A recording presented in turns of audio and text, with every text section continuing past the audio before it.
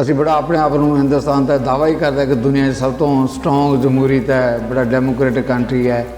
ਇਹ ਸਾਡੇ ਇਸ ਕੰਟਰੀ ਦੀ ਖੂਬਸੂਰਤੀ ਹੈ ਕਿ ਜਦੋਂ ਤਾਂ ਇਹ ਸਰਕਾਰਾਂ 'ਚ ਜਿਹੜੇ ਬੈਠੇ ਲੋਕ ਆ ਵਿਰੋਧੀ ਧਿਰ 'ਚ ਹੁੰਦੇ ਆ, ਉਦੋਂ ਨਜ਼ਰੀਆ ਹੋਰ ਹੁੰਦਾ, ਜੋ ਸਰਕਾਰ 'ਚ ਹੁੰਦੇ ਤਾਂ ਉਦੋਂ ਨਜ਼ਰੀਆ ਹੋਰ ਹੁੰਦਾ।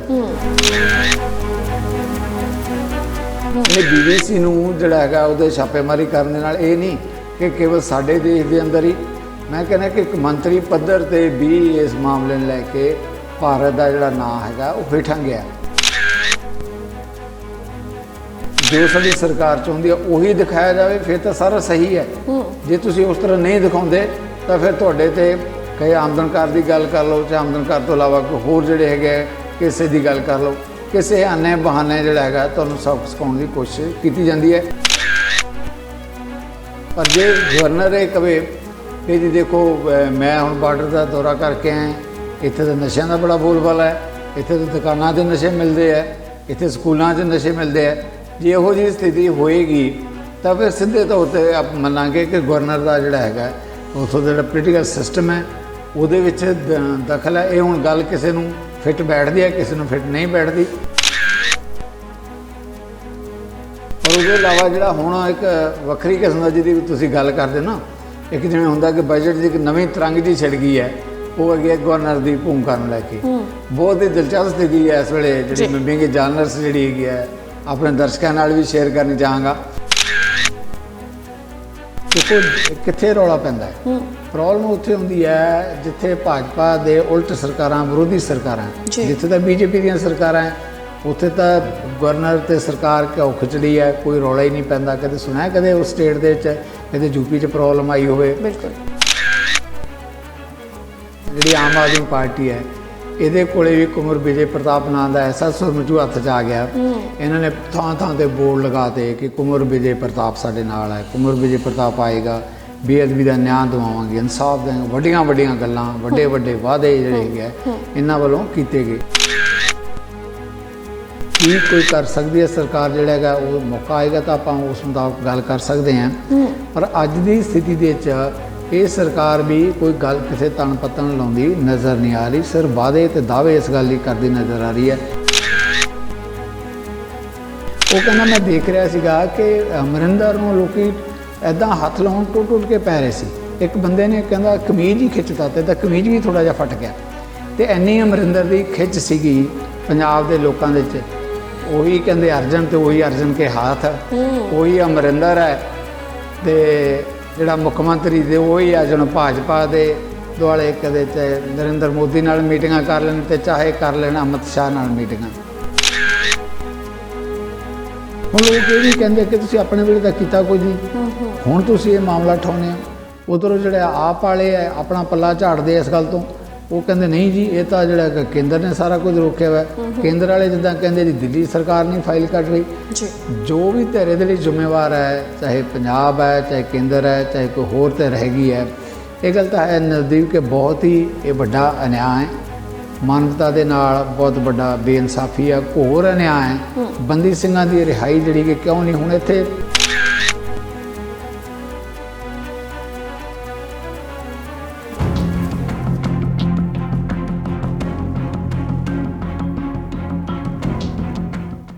ਸਤਿ ਸ਼੍ਰੀ ਅਕਾਲ ਜੀ, ਮੈਂ ਨਵਦੀਪ ਧਾਲੀਵਾਲ। ਤੁਸੀਂ ਵੇਖ ਰਹੇ ਹੋ ਸਾਡਾ ਖਾਸ ਪ੍ਰੋਗਰਾਮ ਵਾਰ ਸਤਵਾਰ। ਇਹ ਪ੍ਰੋਗਰਾਮ ਹੈ ਜਿਹੜਾ ਹੁੰਦਾ ਹਫਤੇ ਦੇ ਅਖੀਰ ਦੇ ਵਿੱਚ ਅਸੀਂ ਲੈ ਕੇ ਆਉਂਦੇ ਪੂਰੇ ਹਫਤੇ ਭਰ ਦੀਆਂ ਸਰਗਰਮੀਆਂ, ਖਾਸ ਕਰਕੇ ਉਹ ਖਬਰਾਂ ਨੂੰ ਇਹਨਾਂ ਪ੍ਰੋਗਰਾਮ ਦੇ ਵਿੱਚ ਲਿਆ ਜਾਂਦਾ ਹੈ ਜਿਹੜੀਆਂ ਕਿ ਪੂਰਾ ਹਫਤਾ ਭਰ ਸੁਰਖੀਆਂ ਦਾ ਹਿੱਸਾ ਰਹੀਆਂ ਹੋਣ।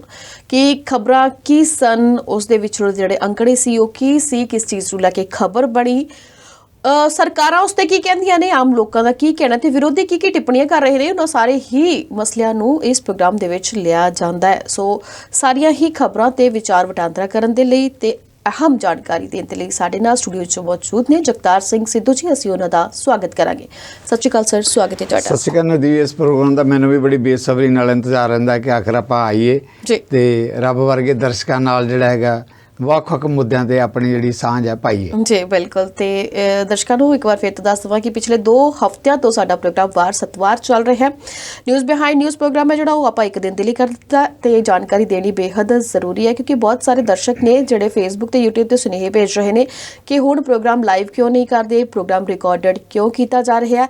ਤਾਂ ਕਈ ਗੱਲਾਂ ਨੇ ਅਜਿਹੀਆਂ ਜਿਸ ਨੂੰ ਲੈ ਕੇ ਆਪਾਂ ਥੋੜੀ ਬਹੁਤ ਪ੍ਰੋਗਰਾਮਾਂ ਦੇ ਵਿੱਚ ਚੇਂਜਸ ਕਰ ਰਹੇ ਹਾਂ। ਸੋ ਵਧੀਆ ਜਾਣਕਾਰੀ, ਵਧੀਆ ਤਰੀਕੇ ਦੇ ਨਾਲ ਸ਼ੁੱਧ ਜਾਣਕਾਰੀ ਤੁਹਾਡੇ ਤੱਕ ਪਹੁੰਚਾਈ ਜਾਵੇ, ਵੱਧ ਤੋਂ ਵੱਧ ਜਾਣਕਾਰੀ ਤੁਹਾਡੇ ਤੱਕ ਪਹੁੰਚੇ, ਇਸ ਦੇ ਲਈ ਅਸੀਂ ਵੱਧੋ ਵੱਧ ਉਪਰਾਲੇ ਜਿਹੜੇ ਆਪਣੇ ਵੱਲੋਂ ਕਰ ਰਹੇ ਹਾਂ। ਸੋ ਅੱਜ ਦੀਆਂ ਜਿਹੜੀਆਂ ਸੁਰਖੀਆਂ ਨੇ, ਅੱਜ ਦੀਆਂ ਜਿਹੜੀਆਂ ਖਬਰਾਂ ਨੇ, ਮੈਂ ਪਹਿਲਾਂ ਹੀ ਦੱਸਿਆ ਕਿ ਹਫ਼ਤੇ ਭਰ ਦੇ ਵਿੱਚੋਂ ਇਕੱਠੀਆਂ ਕੀਤੀਆਂ ਹੋਈਆਂ ਨੇ ਵੀ ਕਿਹੜੇ ਅਹਿਮ ਮਸਲੇ ਨੇ ਜੋ ਪਿਛਲੇ ਹਫ਼ਤੇ ਦੇ ਦੌਰਾਨ ਅਹਿਮ ਰਹੇ ਤੇ ਆਉਣ ਵਾਲੇ ਦਿਨਾਂ ਦੇ ਵਿੱਚ ਵੀ ਚਰਚਾ ਦਾ ਵਿਸ਼ਾ ਰਹਿਣਗੇ। ਤੇ ਉਹਦੇ ਵਿੱਚੋਂ ਸਭ ਤੋਂ ਵੱਡੀ ਤੇ ਸਭ ਤੋਂ ਪਹਿਲੀ ਗੱਲ ਕੀਤੀ ਜਾਵੇ ਮੀਡੀਆ ਦੀ ਆਜ਼ਾਦੀ ਨੂੰ ਲੈ ਕੇ। ਤੇ BBC ਪਿਛਲੇ ਲੰਮੇ ਸਮੇਂ ਤੋਂ ਚਰਚਾ ਦਾ ਵਿਸ਼ਾ ਬਣਾ ਹੋਇਆ ਕਿ ਕਿਸ ਤਰੀਕੇ ਦੇ ਨਾਲ BBC ਵੱਲੋਂ ਇੱਕ ਦਸਤਾਵੇਜ਼ੀ ਫਿਲਮ ਤਿਆਰ ਕੀਤੀ ਗਈ, YouTube ਤੇ ਅਪਲੋਡ ਕਰਵਾਈ ਗਈ, ਉਸ ਨੂੰ ਬੈਨ ਕਰਵਾਇਆ ਗਿਆ, ਫਿਰ ਉਹਦੇ BBC ਵੱਲੋਂ ਪਟੀਸ਼ਨ ਦਾਇਰ ਕੀਤੀ ਗਈ। ਤਾਂ ਆਖਿਰਕਾਰ ਫਿਰ IT ਦੇ ਛਾਪੇ ਲਗਾਤਾਰ ਵੱਜੇ ਜੋ ਦਿੱਲੀ ਤੇ ਮੁੰਬਈ ਦੇ ਦਫ਼ਤਰਾਂ ਦੇ ਵਿੱਚ ਵੱਜੇ। ਤਾਂ ਹੁਣ ਇੱਕ ਤਰੀਕੇ ਨਾਲ ਮੀਡੀਆ ਦੇ ਵਿੱਚ ਇਹ ਗੱਲ ਲੋਕਾਂ ਤੱਕ ਫੈਲ ਗਈ ਹੈ ਤੇ ਮੀਡੀਆ ਦੇ ਵਿੱਚ ਵੀ ਇਸ ਗੱਲ ਨੂੰ ਲੈ ਕੇ ਇੱਕ ਰੋਸ ਹੈ, ਇੱਕ ਗੁੱਸਾ ਹੈ ਕਿ ਮੀਡੀਆ ਦੀ ਆਜ਼ਾਦੀ ਤੇ ਰੋਕ ਕਿਉਂ, ਮੀਡੀਆ ਦਾ ਮੂੰਹ ਬੰਦ ਕਰਵਾਉਣ ਦੇ ਲਈ ਗਿਣੀਆਂ ਮਿੱਥੀਆਂ ਸਾਜ਼ਿਸ਼ਾਂ ਕਿਉਂ। ਇਹਨਾਂ ਗੱਲਾਂ ਦਾ ਜਵਾਬ ਲੈਣ ਦੇ ਲਈ ਆਪਾਂ ਵਧਾਂਗੇ ਸਿੱਧੂ ਸਾਹਿਬ ਵੱਲ। ਸਿੱਧੂ ਸਾਹਿਬ, ਤੁਹਾਨੂੰ ਕੀ ਲੱਗਦਾ? ਨਵਦੀਪ, ਮੀਡੀਆ ਦੇ ਬਾਰੇ 'ਚ ਅਕਸਰ ਜਿਹੜਾ ਹੈਗਾ ਕਈ ਮੌਕਿਆਂ ਦੇ ਉੱਤੇ ਸਰਕਾਰਾਂ ਨੂੰ ਬੜੀ ਤਕਲੀਫ ਹੁੰਦੀ ਹੈ। ਦੇਖੋ ਹੁਣ ਤਾਂ ਆਪਾਂ ਕੇਂਦਰ ਸਰਕਾਰ ਦੀ ਗੱਲ ਕਰਦੇ ਹਾਂ, ਕਿਸ ਤਰੀਕੇ ਨਾਲ BBC ਦੇ ਜਿਹੜੇ ਆਫਿਸ ਹੈਗੇ ਆ ਦਿੱਲੀ ਹੈ, ਦੂਜੀਆਂ ਥਾਵਾਂ ਤੇ ਛਾਪੇਮਾਰੀ ਕੀਤੀ ਗਈ ਹੈ ਜਾਂ ਕੀਤੀ ਜਾ ਰਹੀ ਹੈ, ਉਹਨਾਂ ਨੂੰ ਖਗਾਲਿਆ ਜਾ ਰਿਹਾ ਹੈ, ਜਾਂਚ ਪੜਤਾਲ ਕੀਤੀ ਜਾ ਰਹੀ ਹੈ। ਪਰ ਅਕਸਰ ਜਿਹੜੀ ਹੈਗੀ ਨਾ ਇੱਕ ਬਹੁਤ ਹੀ ਅਸੀਂ ਬੜਾ ਆਪਣੇ ਆਪ ਨੂੰ ਹਿੰਦੁਸਤਾਨ ਦਾ ਦਾਅਵਾ ਹੀ ਕਰਦਾ ਕਿ ਦੁਨੀਆ 'ਚ ਸਭ ਤੋਂ ਸਟਰੋਂਗ ਜਮਹੂਰੀਅਤ ਹੈ, ਬੜਾ ਡੈਮੋਕ੍ਰੇਟਿਕ ਕੰਟਰੀ ਹੈ। ਇਹ ਸਾਡੇ ਇਸ ਕੰਟਰੀ ਦੀ ਖੂਬਸੂਰਤੀ ਇਹ ਹੈ ਕਿ ਜਦੋਂ ਤਾਂ ਇਹ ਸਰਕਾਰਾਂ 'ਚ ਜਿਹੜੇ ਬੈਠੇ ਲੋਕ ਆ ਵਿਰੋਧੀ ਧਿਰ 'ਚ ਹੁੰਦੇ ਆ ਉਦੋਂ ਨਜ਼ਰੀਆ ਹੋਰ ਹੁੰਦਾ, ਜੋ ਸਰਕਾਰ 'ਚ ਆਉਂਦੇ ਤਾਂ ਉਦੋਂ ਨਜ਼ਰੀਆ ਹੋਰ ਹੁੰਦਾ। ਵਿਰੋਧੀ ਧਿਰ 'ਚ ਹੁੰਦੇ ਆ ਤਾਂ ਕਹਿੰਦੇ ਜੀ ਜਿਹੜਾ ਮੀਡੀਆ ਹੈਗਾ ਆਜ਼ਾਦ ਹੋਣਾ ਚਾਹੀਦਾ ਹੈ, ਇਹਨੂੰ ਆਪਣੀ ਗੱਲ ਕਹਿਣ ਦੀ ਆਜ਼ਾਦੀ ਹੋਣੀ ਚਾਹੀਦੀ ਹੈ ਤੇ ਉਹਦੀ ਹਮਾਇਤ 'ਚ ਖੜੇ ਵੀ ਹੁੰਦੇ ਆ, ਬਿਆਨਬਾਜ਼ੀ ਕਰਦੇ ਆ। ਬਿਲਕੁਲ। ਪਰ ਜਦੋਂ ਹਾਕਮ ਧਿਰ ਚਲੇ ਜਾਂਦੇ ਆ ਤਾਂ ਫਿਰ ਜਿਹੜੇ ਹੈਗੇ ਆ ਸਾਰੇ ਬੂਹੇ ਬੰਦ ਕਰ ਦਿੱਤੇ ਜਾਂਦੇ। ਪੰਜਾਬ ਦੀ ਆਪਾਂ ਗੱਲ ਕਰ ਰਹੀਏ, ਪੰਜਾਬ ਸਿਵਲ ਸਕੱਤਰੇਤ ਦੇ ਵਿੱਚ ਚੁਣਿੰਦੇ ਮੀਡੀਆ ਵਾਲਿਆਂ ਨੂੰ ਜਾਣ ਦੀ ਇਜਾਜ਼ਤ ਹੁੰਦੀ ਹੈ ਤੇ ਫਿਰ ਅੱਗੇ ਜਾ ਕੇ ਕਿਸੇ ਨੇ ਸਵਾਲ ਲੈਣੇ, ਹੋਰ ਕਈ ਜਣੀ ਜਿਹੜੇ ਪੁਣ ਛਾਣਾ ਉਹਨਾਂ ਪੜਾਵਾਂ ਥਾਣੀ ਲੰਘ ਕੇ ਜਾਣਾ ਪੈਂਦਾ ਹੈ। ਹੁਣ ਆਪਾਂ BBC ਦੀ ਗੱਲ ਕਰਦੇ ਹਾਂ, ਦੇਖੋ ਕਿਸੇ ਜੇ ਡਾਕੂਮੈਂਟਰੀ ਤੁਸੀਂ ਫਿਲਮ ਦੀ ਗੱਲ ਕੀਤੀ, ਉਹਦੇ ਨਾਲ ਹੋ ਸਕਦਾ ਕਿ ਦੇਸ਼ ਦੀ ਸਰਕਾਰ ਦੀ ਸਹਿਮਤੀ ਨਾ ਹੋਵੇ, ਇਹਨੂੰ ਲੱਗਿਆ ਕਿ ਹਿੰਦੁਸਤਾਨ ਦਾ, ਸਾਡੇ ਦੇਸ਼ ਦਾ ਜਾਣਬੁੱਝ ਕੇ ਅਕਸ ਵਿਗਾੜਿਆ ਜਾ ਰਿਹਾ। ਉਹ ਵੀ ਆਪਣੇ ਆਪ 'ਚ ਇੱਕ ਵਿਵਾਦ ਵਾਲਾ ਮੁੱਦਾ ਹੈਗਾ ਕਿ ਇਹ ਗੱਲ ਦਿਖਾਉਣੀ ਵਾਜਬ ਹੈ ਕਿ ਨਹੀਂ ਵਾਜਬ, ਇਹਦੇ 'ਤੇ ਬਹਿਸ ਦਾ ਮੁੱਦਾ ਹੈਗਾ। ਕੋਈ ਤੁਸੀਂ ਨਾ ਇਹ ਕਹਿ ਸਕਦੇ ਹੋ ਕਿ ਵਾਜਬ ਹੈ, ਨਹੀਂ ਇਹ ਕਹਿ ਸਕਦੇ ਨਹੀਂ ਵਾਜਬ। ਸਰਕਾਰ ਦਾ ਆਪਣਾ ਨਜ਼ਰੀਆ, ਜਿਨ੍ਹਾਂ ਨੇ ਦਿਖਾਈ ਆ ਉਹਨਾਂ ਦਾ ਆਪਣਾ ਨਜ਼ਰੀਆ। ਚਲੋ ਮਤਭੇਦ ਮੰਨਿਆ, ਉਸ ਮਾਮਲੇ ਤੇ ਖੜੇ ਹੋਏ ਹੈ। ਪਰ ਇਹ ਕੀ ਹੋਇਆ ਕਿ BBC ਦੇ ਜਿਹੜੇ ਹੈਗੇ ਆ ਆਫਿਸ ਜਿਨ੍ਹਾਂ ਨੇ ਡਾਕੂਮੈਂਟਰੀ ਤਿਆਰ ਕੀਤੀ, ਇੱਕ BBC ਬਹੁਤ ਹੀ ਜਿਹੜੀ ਮੈਂ ਕਹਾਂਗਾ ਇੰਟਰਨੈਸ਼ਨਲ ਕੌਮਾਂਤਰੀ ਪੱਧਰ ਤੇ ਇੱਕ ਇਹੋ ਜਿਹੀ ਮੀਡੀਆ ਨਾਲ ਜੁੜੀ ਵੀ ਸੰਸਥਾ ਹੈਗੀ ਹੈ ਜਿਹਦਾ ਬੜਾ ਇੱਕ ਰੈਪੂਟੇਸ਼ਨ ਹੈ, ਬੜਾ ਨਾਂ ਹੈਗਾ। ਅਕਸਰ ਮੈਂ ਤਾਂ ਕਹਿੰਦਾ ਜਦੋਂ ਅਸੀਂ ਮੀਡੀਆ 'ਚ ਆਏ ਹਾਂ ਉਦੋਂ ਤੋਂ BBC ਦਾ ਨਾਂ ਸੁਣਦੇ ਹਾਂ ਕਿ BBC ਕਿਸ ਕਦਰ ਜਿਹੜੀ ਹੈਗੀ ਹੈ, ਜਿਹੜੀਆਂ ਗੱਲਾਂ ਹੋਰ ਕਿਧਰੇ ਨਹੀਂ ਸੁਣਨ ਨੂੰ ਮਿਲਦੀਆਂ ਸੀ। ਕਈ ਇਹੋ ਜਿਹੀਆਂ ਵੱਡੀਆਂ ਗੱਲਾਂ ਹਿੰਦੁਸਤਾਨ ਦੇ ਬਾਰੇ ਵੀ, ਵੱਡੀਆਂ ਘਟਨਾਵਾਂ ਜਿਹੜੀਆਂ ਸਾਡੇ ਆਪਣੇ ਮੀਡੀਆ ਨੂੰ ਰੋਕਣ ਦੀ ਕੋਸ਼ਿਸ਼ ਕੀਤੀ ਗਈ, ਉਹ ਲੋਕਾਂ ਨੇ BBC ਦੇ ਰਾਹੀਂ ਦੇ ਸੁਣਿਆ ਕਿ ਆਖਰ ਸੱਚ ਕੀ ਹੈ। ਹੁਣ ਇਹੋ ਜਿਹੀ ਆਰਗੇਨਾਈਜੇਸ਼ਨ ਮੀਡੀਆ ਵਾਲੀ ਸੰਸਥਾ ਨੂੰ ਤੁਸੀਂ ਦਿਵਾਉਣਾ, ਇੱਕ ਇਹ ਵੀ ਨਵਦੀਪ ਹੈ। ਦੇਖੋ ਅਸੀਂ ਜਦੋਂ ਸਾਡੇ ਪ੍ਰਧਾਨ ਮੰਤਰੀ ਇਹਨਾਂ ਦਾ ਸੁਭਾਅ ਹੈ, ਦੁਨੀਆ ਭਰ 'ਚ ਦੌਰਿਆਂ 'ਤੇ ਜਾਂਦੇ ਆ, ਵੱਖ-ਵੱਖ ਪਲੇਟਫਾਰਮਾਂ 'ਤੇ ਸੰਬੋਧਨ ਕਰਦੇ ਆ, ਔਰ ਇਹ ਵੀ ਕਹਿੰਦੇ ਆ ਕਿ ਅਸੀਂ ਬਹੁਤ ਵੱਡੀ ਜਿਹੜੀ ਹੈਗੀ ਹੈ ਜਮਹੂਰੀਅਤ ਕੰਟਰੀ ਹੈ, ਸਾਡਾ ਬਹੁਤ ਵੱਡਾ ਸਾਡਾ ਡੈਮੋਕ੍ਰੇਸੀ 'ਚ ਯਕੀਨ ਹੈ। ਹੁਣ ਡੈਮੋਕ੍ਰੇਸੀ ਦਾ ਤਾਂ ਹੀ ਉੱਥੋਂ ਦੀ ਜਿਹੜੀ ਮਜ਼ਬੂਤ ਹੋਏਗੀ ਨਾ ਜੇਕਰ ਉੱਥੋਂ ਦਾ ਮੀਡੀਆ, ਉੱਥੋਂ ਦੀ ਮੀਡੀਆ ਨਾਲ ਜੁੜੀਆਂ ਸੰਸਥਾਵਾਂ ਮਜ਼ਬੂਤ ਹੋਣਗੀਆਂ। ਜਿਹੜੀ BBC ਨੂੰ ਜਿਹੜਾ ਹੈਗਾ ਉਹਦੇ ਛਾਪੇਮਾਰੀ ਕਰਨ ਦੇ ਨਾਲ ਇਹ ਨਹੀਂ ਕਿ ਕੇਵਲ ਸਾਡੇ ਦੇਸ਼ ਦੇ ਅੰਦਰ ਹੀ, ਮੈਂ ਕਹਿੰਦਾ ਕਿ ਇੱਕ ਮੰਤਰੀ ਪੱਧਰ ਤੇ ਵੀ ਇਸ ਮਾਮਲੇ ਨੂੰ ਲੈ ਕੇ ਭਾਰਤ ਦਾ ਜਿਹੜਾ ਨਾਂ ਹੈਗਾ ਉਹ ਹੇਠਾਂ ਗਿਆ। ਕਿਉਂਕਿ ਆਪਣੇ ਆਪ ਨੂੰ ਤਾਂ ਸਾਰੇ ਹੀ ਕਹਿੰਦੇ, ਦੇਖੋ ਜਦੋਂ BBC ਦੀ ਗੱਲ ਹੁੰਦੀ ਹੈ ਹਾਕਮ ਧਿਰ ਵੱਲੋਂ 10 ਇੱਦਾਂ ਦੀ ਬਿਆਨਬਾਜ਼ੀ ਆ ਜਾਣੀਆਂ ਔਰ ਇਹ ਕਿਹਾ ਜਾਂਦਾ ਹੈ ਗੋਦੀ ਮੀਡੀਆ, ਮੋਦੀ ਮੀਡੀਆ ਜਿਹੜਾ ਹੈਗਾ, ਜਦੋਂ ਇੱਦਾਂ ਦਾ ਜਦੋਂ ਹੀ ਕੋਈ ਇਸ ਤਰ੍ਹਾਂ ਦੀ ਬਿਆਨਬਾਜ਼ੀ ਜਾਂ ਇੱਦਾਂ ਦੀ ਹੁੰਦੀ ਹੈ ਤਾਂ ਸਰਕਾਰ ਜੋ ਕੋਣਾ ਚਾਹੁੰਦੀ ਹੈ ਜਿੱਦਾਂ ਇੱਦਾਂ ਚੱਲਦੇ ਆ ਨਾ, ਗੋਲੇ ਚੱਲਦੇ ਠਾ ਠਾ ਠਾ ਕਰਕੇ ਜਿਹੜਾ ਹੈਗਾ ਉਹਦੇ ਹੱਕ 'ਚ ਜਿਹੜਾ ਹੈਗਾ ਪ੍ਰਿੰਟ ਮੀਡੀਆ 'ਚ ਇਲੈਕਟ੍ਰੋਨਿਕ ਮੀਡੀਆ ਇੱਦਾਂ ਦੀਆਂ ਬਿਆਨਬਾਜ਼ੀਆਂ ਇੱਦਾਂ ਦੇ ਸਰਵੇਖਣ ਸ਼ੁਰੂ ਹੋ ਜਾਂਦੇ ਆ। ਪਰ ਹੁਣ ਇਸ ਮਾਮਲੇ ਤੇ ਜੋ ਕੌਮਾਂਤਰੀ ਪੱਧਰ ਦੀ ਸਥਿਤੀ ਆਪਾਂ ਦੇਖਦੇ ਹਾਂ ਤਾਂ ਉਹਦੇ 'ਚ ਭਾਰਤ ਨੂੰ ਡੈਫੀਨੇਟਲੀ ਜਿਹੜਾ ਹੈਗਾ ਠੇਸ ਪੁੱਜੀ ਹੈ ਇਸ ਗੱਲ ਦੇ ਨਾਲ, ਕਿਉਂਕਿ ਇੱਕ ਨਾਂ ਹੈ BBC ਦਾ, ਉਸ BBC ਦੇ ਤਾਂ ਫਿਰ ਇਹ ਲੱਗਦਾ ਨਾ ਕਿ ਕਿਹਾ ਜਾਂਦਾ ਸੀਗਾ ਕਿ ਭਾਜਪਾ ਦੀ ਜਿਹੜੀ ਸਰਕਾਰ ਹੈਗੀ ਹੈ ਉਹ ਮੀਡੀਆ ਹਾਊਸ ਦੀ ਬਾਂਹ ਰੋੜਦੀ ਹੈ, ਉਹਨਾਂ ਤੇ ਜ਼ਬਰਦਸਤੀ ਆਪਣੇ ਹੱਕ ਜੋ ਕਹਾਉਣਾ ਚਾਹੁੰਦੇ ਆ ਉੱਦਾਂ ਕਹਾਉਂਦੀ ਹੈ। ਹੁਣ ਇੱਕ ਖਾਸ ਮੁੱਦੇ ਤੇ ਤੁਹਾਡੀ ਮੰਨਿਆ ਕਿ ਸਹਿਮਤੀ ਨਹੀਂ ਹੈਗੀ ਤਾਂ BBC ਨੂੰ ਕੀ ਇਹ ਸਬਕ ਸਿਖਾਉਣ ਦੇ ਲਈ ਜਿਹੜਾ ਇਦਾਂ ਦੀ ਛਾਪੇਮਾਰੀ ਕੀਤੀ ਜਾ ਰਹੀ ਹੈ। ਫਿਰ ਸਾਡੇ ਦੇਸ਼ ਦੇ ਅੰਦਰ ਫਿਰ ਕੜੀਆਂ ਜੁੜਦੀਆਂ ਨੇ, ਇਸ ਕਰਕੇ ਸਾਡੇ ਦੇਸ਼ ਦੇ ਅੰਦਰ ਵੀ ਕਈ ਜਰਨਲਿਸਟ ਹੈ ਜਿਨ੍ਹਾਂ ਦੇ ਉੱਤੇ ਇਦਾਂ ਦੇ ਕੇਸੇ ਬਣੇ, ਉਹਨਾਂ ਦੇ ਕਿਤੇ ਕਿਹਾ ਕਿ ਜੀ ਦੇਸ਼ ਧਰੋਹੀ ਦਾ ਕੇਸ ਹੈ, ਕਿਤੇ ਜਿਹੜਾ ਹੋਰ ਇਸ ਤਰ੍ਹਾਂ ਦੇ ਜਿਹੜੇ ਹੈਗਾ ਬਗਾਵਤ ਦੇ ਕੇਸ ਹੈ ਜਿਹੜੇ ਹੈਗੇ ਆ, ਤੇ ਉਹਨਾਂ ਨੂੰ ਲੰਬਾ ਸਮਾਂ ਜਦੋਂ ਇੱਕ ਵਾਰੀ ਨਵਦੀਪ ਜਦੋਂ ਕੇਸ ਬਣ ਜਾਂਦਾ, ਜਿੱਦਾਂ ਮੈਂ ਹਮੇਸ਼ਾ ਹੀ ਕਹਿਣਾ ਹੁੰਦਾ ਕਿਹੜਾ ਜਰਨਲਿਸਟ ਹੈਗਾ, ਜਦੋਂ ਆਪਾਂ ਹੁਣ ਕਿਸੇ ਇਸ਼ੂ ਤੇ ਗੱਲ ਕਰਦੇ ਹਾਂ ਤਾਂ ਇਹ ਕਿਹਾ ਜਾਂਦਾ ਕਿ ਮੀਡੀਆ ਦੀ ਬੜੀ ਸਟਰੋਂਗ ਆਵਾਜ਼ ਹੈ, ਬੜੀ ਸਟਰੋਂਗ ਆਵਾਜ਼ ਹੈ। ਜਦੋਂ ਕਿਸੇ ਜਰਨਲਿਸਟ ਦੇ ਉੱਤੇ ਕੋਈ ਕੇਸ ਬਣ ਜਾਂਦਾ ਹੈ ਜਾਂ ਉਹਦੇ ਤੇ ਹਮਲਾ ਹੁੰਦਾ ਹੈ ਤਾਂ ਫਿਰ ਉਹ ਜਰਨਲਿਸਟ ਵਿਅਕਤੀਗਤ ਰਹਿ ਜਾਂਦਾ ਹੈ। ਗੌਰੀ ਲੰਕੇਸ਼ ਹੈ, ਹੋਰ ਕਿੰਨੇ ਜਰਨਲਿਸਟ ਜਿਹੜੇ ਹੈ ਨਾ, ਦੇਖੋ ਇੱਦਾਂ ਦੇ ਜਿਹੜੇ ਹੈਗੇ ਗੈਂਗਸ ਜਿਹੜੇ ਹੈਗੇ ਗਰੋਹ ਹੈਗੇ ਉਹਨਾਂ ਦਾ ਨਿਸ਼ਾਨਾ ਬਣੇ, ਉਹਨਾਂ ਨੂੰ ਮਾਰ ਮੁਕਾਇਆ, ਉਹਨਾਂ ਦੀ ਕੰਟਰੀਬਿਊਸ਼ਨ ਤਾਂ ਨਹੀਂ ਭੁੱਲਾਂਗੇ। ਪਰ ਆਖਰਕਾਰ ਉਹਨਾਂ ਦੇ ਪਿੱਛੇ ਕਿਹੜੀਆਂ ਫੋਰਸਿਸ ਆ ਕੇ ਖੜੀਆਂ, ਜਾਂ ਜੇ ਕੁਝ ਵਾਪਰਿਆ ਤਾਂ ਉਹਦੇ ਖਿਲਾਫ ਕਿੰਨੇ ਕੁ ਲੋਕ ਹੈ ਜਿਹੜੇ ਹੈਗੇ ਆ ਉੱਠਦੇ ਰਹੇ ਆ ਕਿ ਵੀ ਨਹੀਂ ਇਸ ਦੇ ਖਿਲਾਫ ਅਸੀਂ ਆਵਾਜ਼ ਬੁਲੰਦ ਕਰਦੇ ਹਾਂ। ਸੋ BBC ਦੇ ਮੁੱਦੇ ਦੇ ਉੱਤੇ ਵੀ ਜੇ BBC ਨੇ ਕਿਸੇ ਇਸ਼ੂ ਦੇ ਉੱਤੇ ਕੋਈ ਆਪਣੇ ਲਹਿਜ਼ੇ ਨਾਲ ਡਾਕੂਮੈਂਟਰੀ ਕੋ ਦਿਖਾਉਣ ਦੀ ਕੋਸ਼ਿਸ਼ ਕੀਤੀ ਹੈ, ਕੋਈ ਗੱਲ ਕੀਤੀ ਹੈ, ਤਾਂ ਪਰ ਇਹ ਨਹੀਂ ਹੈਗਾ ਕਿ ਆਪਾਂ ਉਸ ਨੂੰ BBC ਨੂੰ ਸਬਕ ਸਿਖਾਉਣ ਦੇ ਰਾਹ ਵਾਲੇ ਪਾਸੇ ਵੱਲ ਨੂੰ ਤੁਰ ਪਈਏ। ਇਹਦੇ ਨਾਲ ਸਾਡੇ ਦੇਸ਼ ਦੀ ਜਿਹੜੀ ਸ਼ਾਖ ਹੈ ਉਸ ਨੂੰ ਵੀ ਧੱਕਾ ਲੱਗਦਾ ਔਰ ਇਹ ਪਰਪੱਖਤਾ ਹੁੰਦੀ ਹੈ ਇਸ ਗੱਲ ਦੇ ਨਾਲ ਕਿ ਤੁਸੀਂ ਜੋ ਸਾਡੀ ਸਰਕਾਰ ਚਾਹੁੰਦੀ ਹੈ ਉਹੀ ਦਿਖਾਇਆ ਜਾਵੇ, ਫਿਰ ਤਾਂ ਸਾਰਾ ਸਹੀ ਹੈ। ਜੇ ਤੁਸੀਂ ਉਸ ਤਰ੍ਹਾਂ ਨਹੀਂ ਦਿਖਾਉਂਦੇ ਤਾਂ ਫਿਰ ਤੁਹਾਡੇ ਤੇ ਕਈ ਆਮਦਨ ਕਰ ਦੀ ਗੱਲ ਕਰ ਲਓ, ਚਾਹੇ ਆਮਦਨ ਕਰ ਤੋਂ ਇਲਾਵਾ ਕੋਈ ਹੋਰ ਜਿਹੜੇ ਹੈਗੇ ਕਿਸੇ ਦੀ ਗੱਲ ਕਰ ਲਓ, ਕਿਸੇ ਆਨੇ ਬਹਾਨੇ ਜਿਹੜਾ ਹੈਗਾ ਤੁਹਾਨੂੰ ਸਬਕ ਸਿਖਾਉਣ ਦੀ ਕੋਸ਼ਿਸ਼ ਕੀਤੀ ਜਾਂਦੀ ਹੈ। ਮੈਨੂੰ ਲੱਗਦਾ ਇਹਨਾਂ ਦਿਨਾਂ 'ਚ ਇਹੀ ਕੁਝ BBC ਨਾਲ ਵੀ ਵਾਪਰ ਹੈ। ਜੀ ਬਿਲਕੁਲ। ਤਾਂ ਸਿੱਧੂ ਸਾਹਿਬ ਜਿਵੇਂ ਤੁਸੀਂ ਕਿਹਾ ਕਿ ਉਹਨਾਂ ਨੂੰ ਸਬਕ ਸਿਖਾਉਣ ਦੀ ਕੋਸ਼ਿਸ਼ ਕੀਤੀ ਜਾ ਰਹੀ ਹੈ, ਤਾਂ ਐਵੇਂ ਹੀ ਸਬਕ ਸਿਖਾਉਣ ਵਾਲੀਆਂ ਜਿਹੜੀਆਂ ਗੱਲਾਂ ਨੇ ਉਹ ਹੋਰ ਖਬਰਾਂ ਦੇ ਵਿੱਚ ਵੀ ਨਿਕਲ ਕੇ ਸਾਹਮਣੇ ਆ ਰਹੀਆਂ ਨੇ। ਜਿਵੇਂ ਕਿ ਗੱਲ ਕੀਤੀ ਜਾਵੇ ਮੁੱਖ ਮੰਤਰੀ ਪੰਜਾਬ ਭਗਵੰਤ ਮਾਨ ਦੀ ਅਤੇ ਰਾਜਪਾਲ ਸਾਹਿਬ ਦੀ ਜਿਹੜੀ ਆਪਸੀ ਪੱਤਰ ਜਿਹੜੀ ਜੰਗ ਲਗਾਤਾਰ ਜਾਰੀ ਹੈ ਨਾ, ਕਿਸ ਤਰੀਕੇ ਦੇ ਨਾਲ ਇਸ਼ੂਜ਼ ਨੂੰ ਲੈ ਕੇ ਵੱਖੋ ਵੱਖਰੇ ਕਿ ਆਮਣੋ ਸਾਹਮਣੇ ਬੈਠ ਕੇ ਕੋਈ ਗੱਲਬਾਤ ਨਹੀਂ, ਕਿਸੇ ਗੱਲ ਦਾ ਜੇਕਰ ਕੋਈ ਹੱਲ ਕੱਢਣਾ ਹੋਵੇ, ਇੱਕ ਦੂਜੇ ਨੂੰ ਜਵਾਬ ਦੇ ਹੋਵੇ ਤਾਂ ਬੰਦਾ ਮਿਲ ਕੇ ਵੀ ਗੱਲ ਕਰ ਲੈਂਦਾ, ਕਿਉਂਕਿ ਹੁਣ ਤੱਕ ਐਵੇਂ ਹੀ ਹੁੰਦਾ ਆ।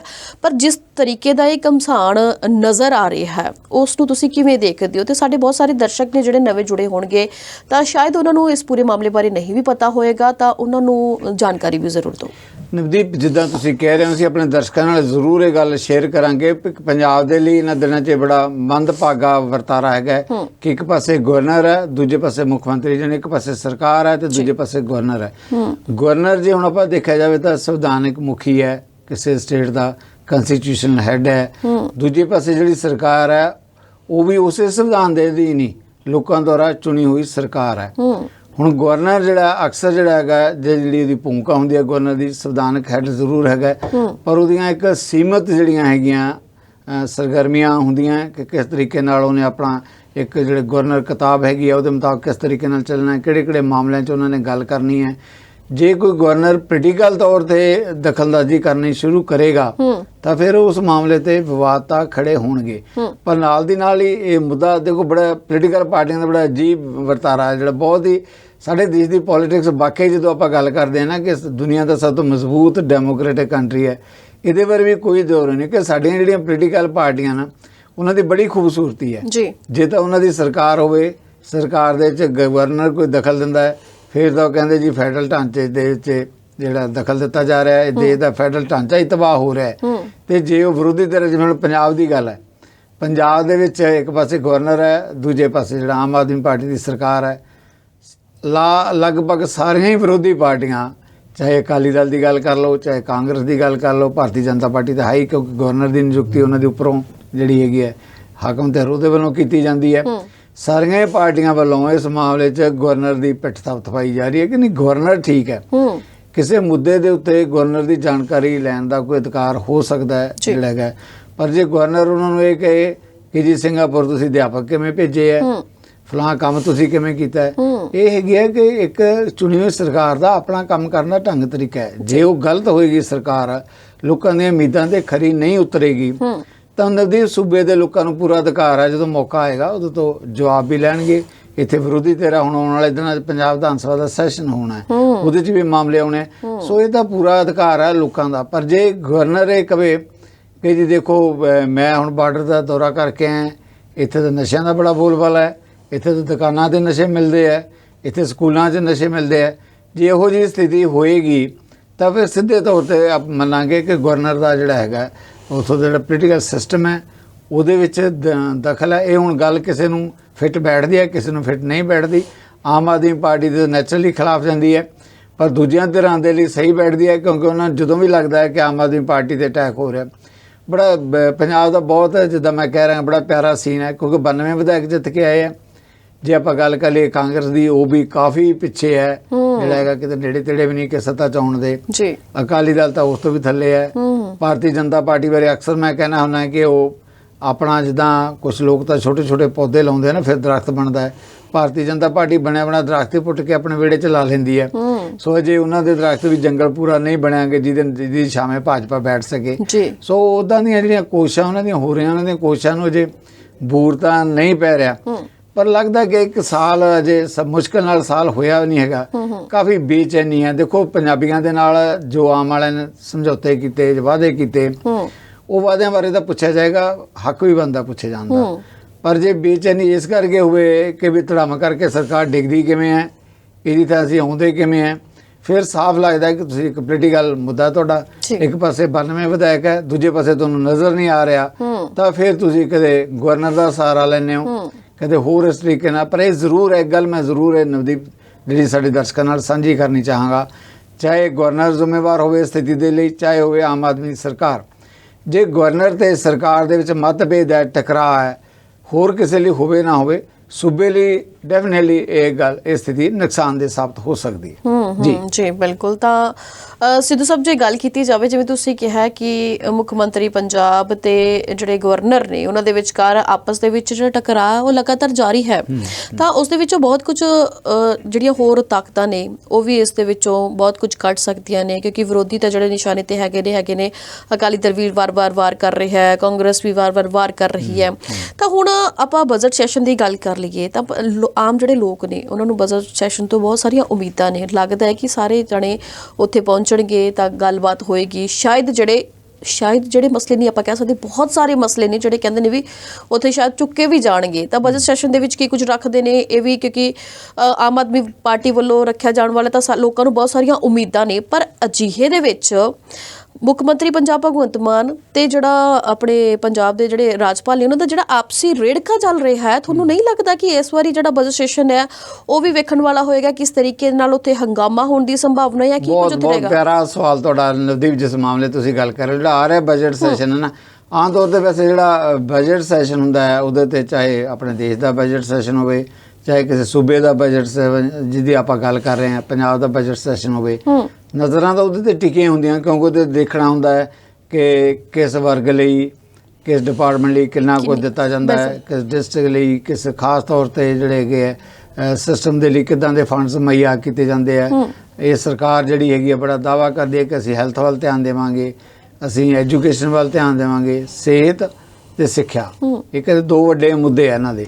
ਹੁਣ ਸੋ ਨਜ਼ਰਾਂ ਤਾਂ ਇਸ ਕਰਕੇ ਵੀ ਟਿਕੀਆਂ ਵੀ ਹੈ ਕਿ ਵੀ ਫੰਡ ਜਿਹੜੇ ਹੈਗੇ ਆ ਜੋ ਸੋਚਿਆ ਜਾ ਰਿਹਾ ਉਹਦੇ ਮੁਤਾਬਕ ਹੀ ਜਿਹੜੇ ਪੰਜਾਬ ਦੇ ਵਿੱਤ ਮੰਤਰੀ ਹੈ ਹਰਪਾਲ ਚੀਮਾ, ਉਹ ਇਹਨਾਂ ਦੇ ਚ ਫੰਡ ਉਸ ਢੰਗ ਨਾਲ ਮੁਹੱਈਆ ਕਰਨਗੇ ਕਿ ਨਹੀਂ ਕਰਨਗੇ। ਪਰ ਉਹਦੇ ਇਲਾਵਾ ਜਿਹੜਾ ਹੁਣ ਇੱਕ ਵੱਖਰੀ ਕਿਸਮ ਦਾ ਜਿਹਦੀ ਤੁਸੀਂ ਗੱਲ ਕਰਦੇ ਨਾ, ਇੱਕ ਜਿਵੇਂ ਹੁੰਦਾ ਕਿ ਬਜਟ ਦੀ ਇੱਕ ਨਵੀਂ ਤਰੰਗ ਜੀ ਛਿੜ ਗਈ ਹੈ, ਉਹ ਹੈਗੀ ਹੈ ਗਵਰਨਰ ਦੀ ਭੂਮਿਕਾ ਨੂੰ ਲੈ ਕੇ। ਬਹੁਤ ਹੀ ਦਿਲਚਸਪ ਸਥਿਤੀ ਹੈ ਇਸ ਵੇਲੇ, ਜਿਹੜੀ ਮੈਂ ਬਿੰਗ ਜਰਨਲਸ ਜਿਹੜੀ ਹੈਗੀ ਹੈ ਆਪਣੇ ਦਰਸ਼ਕਾਂ ਨਾਲ ਵੀ ਸ਼ੇਅਰ ਕਰਨੀ ਚਾਹਾਂਗਾ। ਦੇਖੋ, ਜਦੋਂ ਕਿਸੇ ਸਾਲ ਦੇ ਸ਼ੁਰੂ ਦੇ ਵਿੱਚ ਪਹਿਲਾ ਜਿਹੜਾ ਸੈਸ਼ਨ ਹੁੰਦਾ ਹੈ ਤਾਂ ਇਹ ਸੰਵਿਧਾਨ ਮੁਤਾਬਕ ਗਵਰਨਰ ਜਿਹੜਾ ਹੈਗਾ ਉਸ ਸੈਸ਼ਨ ਨੂੰ ਐਡਰੈਸ ਕਰਦਾ, ਪੜ੍ਹਿਆ ਜਾਂਦਾ, ਜਾਣੀ ਗਵਰਨਰ ਐਡਰੈਸ ਨੂੰ ਰਾਜਪਾਲ ਦਾ ਭਾਸ਼ਣ ਆਪਾਂ ਪੰਜਾਬੀ 'ਚ ਕਹਿੰਦੇ ਹਾਂ। ਰਾਜਪਾਲ ਦਾ ਭਾਸ਼ਣ ਜਿਹੜਾ ਕੀ ਹੁੰਦਾ ਹੈ, ਉਹ ਉਹੀ ਹੁੰਦਾ ਹੈ ਕਿ ਜੋ ਕੁਝ ਪੰਜਾਬ ਸਰਕਾਰ ਦੀਆਂ ਪ੍ਰਾਪਤੀਆਂ, ਪੰਜਾਬ ਸਰਕਾਰ ਦੀ ਪਲੈਨਿੰਗ, ਉਹਦੇ ਮੁਤਾਬਕ ਹੀ ਗਵਰਨਰ ਮੇਰੀ ਸਰਕਾਰ ਕਹਿ ਕੇ ਬੋਲਦਾ, ਆਪਣੇ ਵੱਲੋਂ ਕੁਝ ਨਹੀਂ ਹੁੰਦਾ। ਉਹ ਸਰਕਾਰ ਦੀਆਂ ਪ੍ਰਾਪਤੀਆਂ ਤੇ ਸਰਕਾਰ ਦੀ ਪਲਾਨਿੰਗ ਭਵਿੱਖ ਦੇ ਬਾਰੇ ਜੋ ਕਿਹਾ ਜਾਂਦਾ ਹੈ, ਕੀ ਸੰਕਟ ਹੈ, ਸਾਰਾ ਕੁਝ ਮਤਲਬ ਸਰਕਾਰ ਦੀ ਹੀ ਇੱਕ ਤਰ੍ਹਾਂ ਦੀ ਰੂਪਰੇਖਾ ਹੁੰਦੀ ਹੈ ਜੀ। ਹੁਣ ਜਿਹੜੇ ਮੌਜੂਦਾ ਗਵਰਨਰ ਸਾਹਿਬ ਹੈ ਉਹ ਦੇਖੋ ਇਹ ਹੁਣ ਇਸ ਕਰਕੇ ਦਿਲਚਸਪ ਸਥਿਤੀ ਹੈ ਕਿ ਕੀ ਉਹ ਸਰਕਾਰ ਤਾਂ ਕਹੇਗੀ ਕਿ ਅਸੀਂ ਨਸ਼ਿਆਂ ਤੇ ਕਾਬੂ ਪਾਇਆ, ਗਵਰਨਰ ਕਹਿੰਦਾ ਕਿ ਨਸ਼ੇ ਦੁਕਾਨਾਂ ਤੇ ਵਿਕ ਰਹੇ ਹੈ। ਕੀ ਹੁਣ ਗਵਰਨਰ ਉੱਥੇ ਬੋਲਣਗੇ ਕਿ ਨਸ਼ੇ ਦੁਕਾਨਾਂ ਤੇ ਵਿਕ ਰਹੇ ਹੈ, ਜਾਂ ਜੋ ਭਗਵੰਤ ਮਾਨ ਦੀ ਸਰਕਾਰ ਨੇ ਲਿਖ ਕੇ ਦਿੱਤਾ ਹੈ ਕਿ ਨਸ਼ਿਆਂ ਤੇ ਕਾਬੂ ਪਾ ਰਿਹਾ, ਇੱਦਾਂ ਬੋਲਣਗੇ? ਸਿੰਗਾਪੁਰ ਟੀਚਰ ਜਾ ਕੇ ਆਏ ਹੈ ਜੀ, ਸਰਕਾਰ ਤਾਂ ਕਹੇਗੀ ਕਿ ਬੜਾ ਅੱਛਾ ਹੈ, ਤਾਰੀਫ ਕਰਨਗੇ ਕਿ ਵੀ ਜਾ ਕੇ ਨਵੀਂ ਗੱਲ ਸਿੱਖ ਕੇ ਆਏ ਹੈ, ਕਿਸ ਤਰ੍ਹਾਂ ਦੀ ਐਜੂਕੇਸ਼ਨ ਹੋਣੀ ਚਾਹੀਦੀ ਹੈ।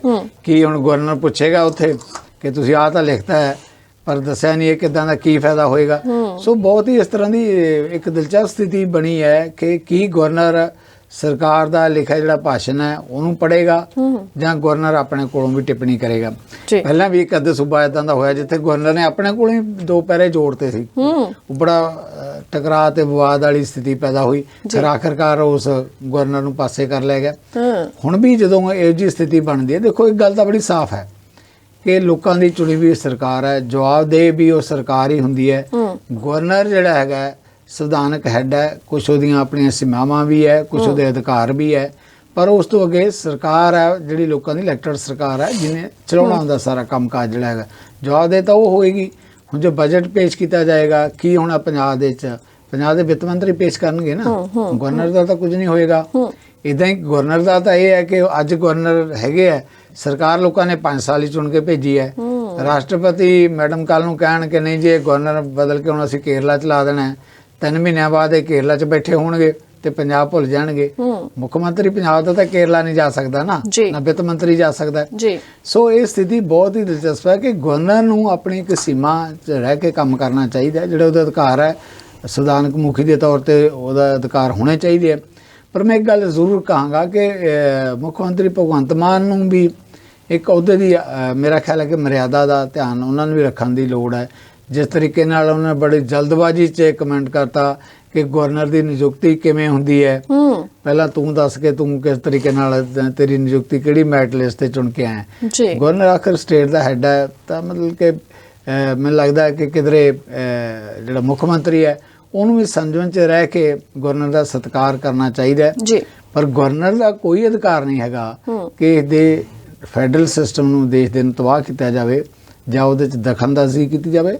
ਉਹਨਾਂ ਦੀ ਆਪਣੀ ਸੀਮਾ 'ਚ ਰਹਿ ਕੇ, ਜੇ ਗਵਰਨਰ ਆਪਣੀ ਸੀਮਾ 'ਚ ਰਹਿ ਕੇ ਕੰਮ ਕਰਨਾ ਨਦੀ ਫਿਰ ਕੋਈ ਸਮੱਸਿਆ ਨਹੀਂ ਆਉਂਦੀ। ਸਮੱਸਿਆ ਉਦੋਂ ਹੁੰਦੀ ਹੈ ਅਕਸਰ, ਦੇਖੋ ਕਿੱਥੇ ਰੌਲਾ ਪੈਂਦਾ ਹੈ, ਪ੍ਰੋਬਲਮ ਉੱਥੇ ਹੁੰਦੀ ਹੈ ਜਿੱਥੇ ਭਾਜਪਾ ਦੇ ਉਲਟ ਸਰਕਾਰਾਂ, ਵਿਰੋਧੀ ਸਰਕਾਰਾਂ, ਜਿੱਥੇ ਤਾਂ ਬੀਜੇਪੀ ਦੀਆਂ ਸਰਕਾਰਾਂ ਹੈ ਉੱਥੇ ਤਾਂ ਗਵਰਨਰ ਤੇ ਸਰਕਾਰ ਘਿਓ ਖਿਚੜੀ ਹੈ, ਕੋਈ ਰੌਲਾ ਹੀ ਨਹੀਂ ਪੈਂਦਾ। ਕਦੇ ਸੁਣਿਆ ਕਦੇ ਉਸ ਸਟੇਟ ਦੇ ਵਿੱਚ ਕਦੇ ਯੂਪੀ 'ਚ ਪ੍ਰੋਬਲਮ ਆਈ ਹੋਵੇ, ਕਦੇ ਹੋਰ ਉਸ ਸੂਬੇ 'ਚ ਪ੍ਰੋਬਲਮ ਆਈ ਹੋਵੇ ਜਿੱਥੇ ਭਾਜਪਾ ਦੀ ਸਰਕਾਰ ਹੈ। ਪਰ ਜਿੱਥੇ ਭਾਜਪਾ ਦੇ ਵਿਰੋਧੀ ਸਰਕਾਰਾਂ ਹੈਗੀਆਂ, ਹੁਣ ਪਿੱਛੇ ਜੇ 4 ਇਹਨਾਂ ਨੇ ਗਵਰਨਰ ਉਹਨਾਂ ਸੂਬਿਆਂ 'ਚ ਨਵੇਂ ਲਾ ਕੇ ਭੇਜੇ, ਜੇ ਤਾਂ ਉਹ ਗਵਰਨਰ ਜਿਹੜੇ ਹੈਗੇ ਆ ਉਹ ਸੂਬਿਆਂ ਦੀਆਂ ਸਰਕਾਰਾਂ ਦੇ ਮੁਤਾਬਕ ਜਿਹੜਾ ਉਹਨਾਂ ਦੀ ਨੀਤੀਆਂ ਦੇ ਮੁਤਾਬਕ ਕੰਮ ਕਰਨਗੇ ਤਾਂ ਕੋਈ ਸਮੱਸਿਆ ਨਹੀਂ। ਜੇ ਇਸ ਕਰਕੇ ਭੇਜੇ ਹੈ ਕਿ ਤੁਸੀਂ ਆਪਣਾ ਉੱਪਰ ਨੰਬਰਦਾਰ ਲਾ ਕੇ ਬਿਠਾਤਾ ਹੈ, ਜੇ ਇਹ ਮੈਸੇਜ ਆਵੇ ਕਿ ਕੇਂਦਰ ਗਵਰਨਰ ਦੇ ਰਾਹੀਂ ਕਿਸੇ ਸੂਬੇ ਦਖਲ ਦਿੰਦਾ ਤਾਂ ਫਿਰ ਉੱਥੇ ਸਮੱਸਿਆ ਨਵਦੀਪ ਆਉਂਦੀ ਹੈ। ਜੀ ਬਿਲਕੁਲ। ਤਾਂ ਵਾਕਿਆ ਹੀ ਸਮੱਸਿਆ ਆਉਂਦੀ ਹੈ ਤੇ ਸਮੱਸਿਆ ਆਉਣੀ ਬਣਦੀ ਵੀ ਹੈ, ਕਿਉਂਕਿ ਜਿਸ ਤਰੀਕੇ ਦੇ ਨਾਲ ਸਿੱਧੂ ਸਾਹਿਬ ਨੇ ਕਿਹਾ ਕਿ ਇੱਕ ਮੁੱਖ ਮੰਤਰੀ ਦਾ ਵੀ ਆਪਣੀ ਸੀਮਾ ਨੂੰ, ਆਪਣੀ ਲਿਮਿਟ ਨੂੰ ਪਾਰ ਕਰਨਾ ਬੜੀ ਵੱਡੀ ਗਲਤੀ ਹੁੰਦੀ ਹੈ। ਕਿਉਂਕਿ ਇੱਕ ਮੁੱਖ ਮੰਤਰੀ ਹੈ ਜੋ ਪੰਜਾਬ ਦੇ ਬਹੁਤ ਸਾਰੇ ਲੋਕ ਨੇ ਜਿਨ੍ਹਾਂ ਨੇ ਮੁੱਖ ਮੰਤਰੀ ਨੂੰ ਦੇਖਣਾ ਹੈ, ਜਿਨ੍ਹਾਂ ਨੇ ਮੁੱਖ ਮੰਤਰੀ ਤੋਂ ਬਹੁਤ ਕੁਝ ਸਿੱਖਣਾ, ਜਿਨ੍ਹਾਂ ਨੂੰ ਮੁੱਖ ਮੰਤਰੀ ਸਾਹਿਬ ਤੋਂ ਬਹੁਤ ਸਾਰੀਆਂ ਉਮੀਦਾਂ ਨੇ। ਤਾਂ ਮੁੱਖ ਮੰਤਰੀ ਸਾਹਿਬ ਬਾਰੇ ਬਾਕੀ ਪਾਰਟੀਆਂ ਕੀ ਕਹਿੰਦੀਆਂ ਨੇ, ਬਾਕੀ ਪਾਰਟੀਆਂ ਦੇ ਨੁਮਾਇੰਦੇ ਕੀ ਕਹਿੰਦੇ ਨੇ, ਕਿਸ ਤਰੀਕੇ ਦਾ ਉਹਨਾਂ ਦਾ ਪੁਰਾਣਾ ਕਾਲ ਰਿਹਾ, ਉਹਨਾਂ ਨੂੰ ਦੇਖ ਕੇ ਕੀ ਇਸ਼ੂਜ਼ ਨੇ ਜਿਹੜੇ ਚੱਕੇ ਜਾਂਦੇ ਨੇ, ਕਿੱਦਾਂ ਦੇ ਚੁਟਕਲੇ ਬਣਾਏ ਜਾਂਦੇ ਨੇ, ਉਹ ਸਾਰੀਆਂ ਚੀਜ਼ਾਂ ਬੇਸ਼ੱਕ ਉਹ ਇਗਨੋਰ ਕਰ ਦੇਣ, ਬਟ ਇੱਕ ਗੱਲ ਕਰਨੀ ਬਣਦੀ ਹੈ ਕਿ ਮੁੱਖ ਮੰਤਰੀ ਦਾ ਅਹੁਦਾ ਹੀ ਹੁੰਦਾ ਹੈ। ਉਹਨਾਂ ਨੂੰ ਆਪਣੀ ਸੀਟ, ਆਪਣੀ ਅਹਿਮੀਅਤ ਨੂੰ ਧਿਆਨ ਦੇ ਵਿੱਚ ਰੱਖਦਿਆਂ ਹੀ ਅਲਫਾਜ਼ ਦੇ ਜਿਹੜੇ ਉਹ ਵਰਤਣੇ ਚਾਹੀਦੇ ਨੇ, ਉਹ ਭਾਵੇਂ ਲਿਖਤੀ ਰੂਪ ਦੇ ਵਿੱਚ ਹੋਣ, ਭਾਵੇਂ ਬੋਲ ਬਾਣੀ ਦੀ ਭਾਸ਼ਾ ਹੋਵੇ। ਤੇ ਹੁਣ ਆਪਾਂ ਗੱਲ ਕਰਾਂਗੇ ਸ਼੍ਰੀ ਗੁਰੂ ਗ੍ਰੰਥ ਸਾਹਿਬ ਜੀ ਦੀ ਬੇਅਦਬੀ ਨੂੰ ਲੈ ਕੇ ਸ਼੍ਰੀ ਗੁਰੂ ਗ੍ਰੰਥ ਸਾਹਿਬ ਜੀ ਦੀ ਬੇਅਦਬੀ ਦੇ ਮਾਮਲੇ ਲਗਾਤਾਰ ਸਾਹਮਣੇ ਆਏ। ਉਹਨਾਂ ਤੇ ਬਹੁਤ ਸਾਰੀਆਂ ਸਿੱਟ ਬਿਠਾਈਆਂ ਗਈਆਂ, ਬਹੁਤ ਸਾਰੇ ਆਫੀਸਰ ਲਗਾਏ ਗਏ। ਸਮੇਂ ਦੀਆਂ ਸਰਕਾਰਾਂ ਨੇ ਉਹਨਾਂ ਅਫਸਰਾਂ ਦੀ ਵੀ ਨਾ ਮੰਨੀ। ਬਹੁਤ ਸਾਰੀਆਂ ਫਾਈਲਾਂ ਨੇ ਜਿਹੜੀਆਂ ਦਫ਼ਤਰਾਂ ਦੇ ਵਿੱਚ ਰੁਲਦੀਆਂ ਰਹੀਆਂ, ਕਿੱਧਰ ਗਈਆਂ ਕਿੱਧਰ ਨਹੀਂ ਗਈਆਂ, ਅੱਧੀਆਂ ਜੱਗ ਜ਼ਾਹਿਰ ਵੀ ਕਰ ਦਿੱਤੀਆਂ ਗਈਆਂ, ਪਰ ਸਥਿਤੀ ਜਿਉਂ ਦੀ ਤਿਉਂ ਬਣੀ ਰਹੀ। ਇਨਸਾਫ ਨਹੀਂ ਦਿੱਤਾ ਗਿਆ। ਜਿਹੜੀ ਵੀ ਸਰਕਾਰ ਆਈ ਉਹ ਇਹੀ ਕਹਿੰਦੀ ਰਹੀ ਕਿ ਅਸੀਂ ਆਵਾਂਗੇ, ਅਸੀਂ ਸ਼੍ਰੀ ਗੁਰੂ ਗ੍ਰੰਥ ਸਾਹਿਬ ਜੀ ਦੀ ਜੋ ਬੇਅਦਬੀ ਕੀਤੀਆਂ ਨੇ, ਜਿਹੜੇ ਉਹਨਾਂ ਦੇ ਦੋਸ਼ੀ ਨੇ, ਉਹਨਾਂ ਨੂੰ ਸਜ਼ਾ ਜ਼ਰੂਰ ਦੇਵਾਂਗੇ, ਪਰ ਅਜਿਹਾ ਨਹੀਂ ਹੋ ਸਕਿਆ।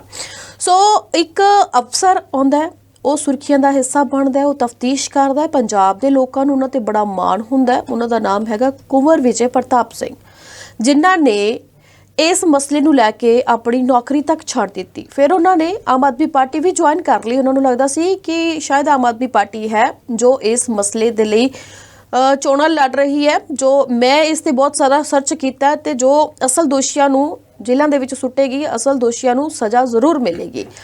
ਪਰ ਉਹ ਆਏ ਵੀ, ਉਹ ਜਿੱਤ ਵੀ ਗਏ, ਪਰ ਫਿਰ ਵੀ ਕੁਝ ਨਾ ਪੜੀਆਂ।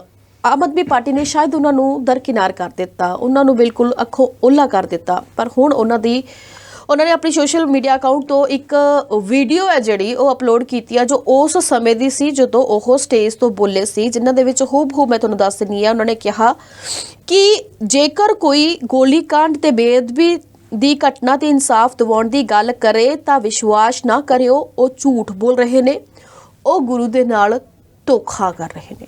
ਸਿੱਧੂ ਸਾਹਿਬ ਕੀ ਕਹੋਗੇ? ਨਵਦੀਪ ਜੀ, ਤੁਸੀਂ ਇਹ ਗੱਲ ਕਰ ਰਹੇ ਸੀ ਤਾਂ ਮੈਨੂੰ ਇੱਕ ਘਟਨਾ ਚੇਤੇ ਆ ਰਹੀ ਸੀ।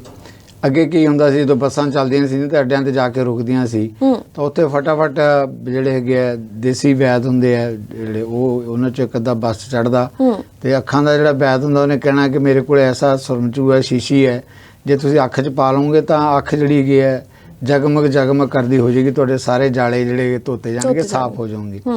ਇਸੇ ਤਰੀਕੇ ਨਾਲ ਜਿਹੜੀ ਆਮ ਆਦਮੀ ਪਾਰਟੀ ਹੈ, ਇਹਦੇ ਕੋਲੇ ਵੀ ਕੁੰਵਰ ਵਿਜੇ ਪ੍ਰਤਾਪ ਨਾਂ ਦਾ ਐਸਾ ਸੁਰਮਚੂ ਹੱਥ 'ਚ ਆ ਗਿਆ।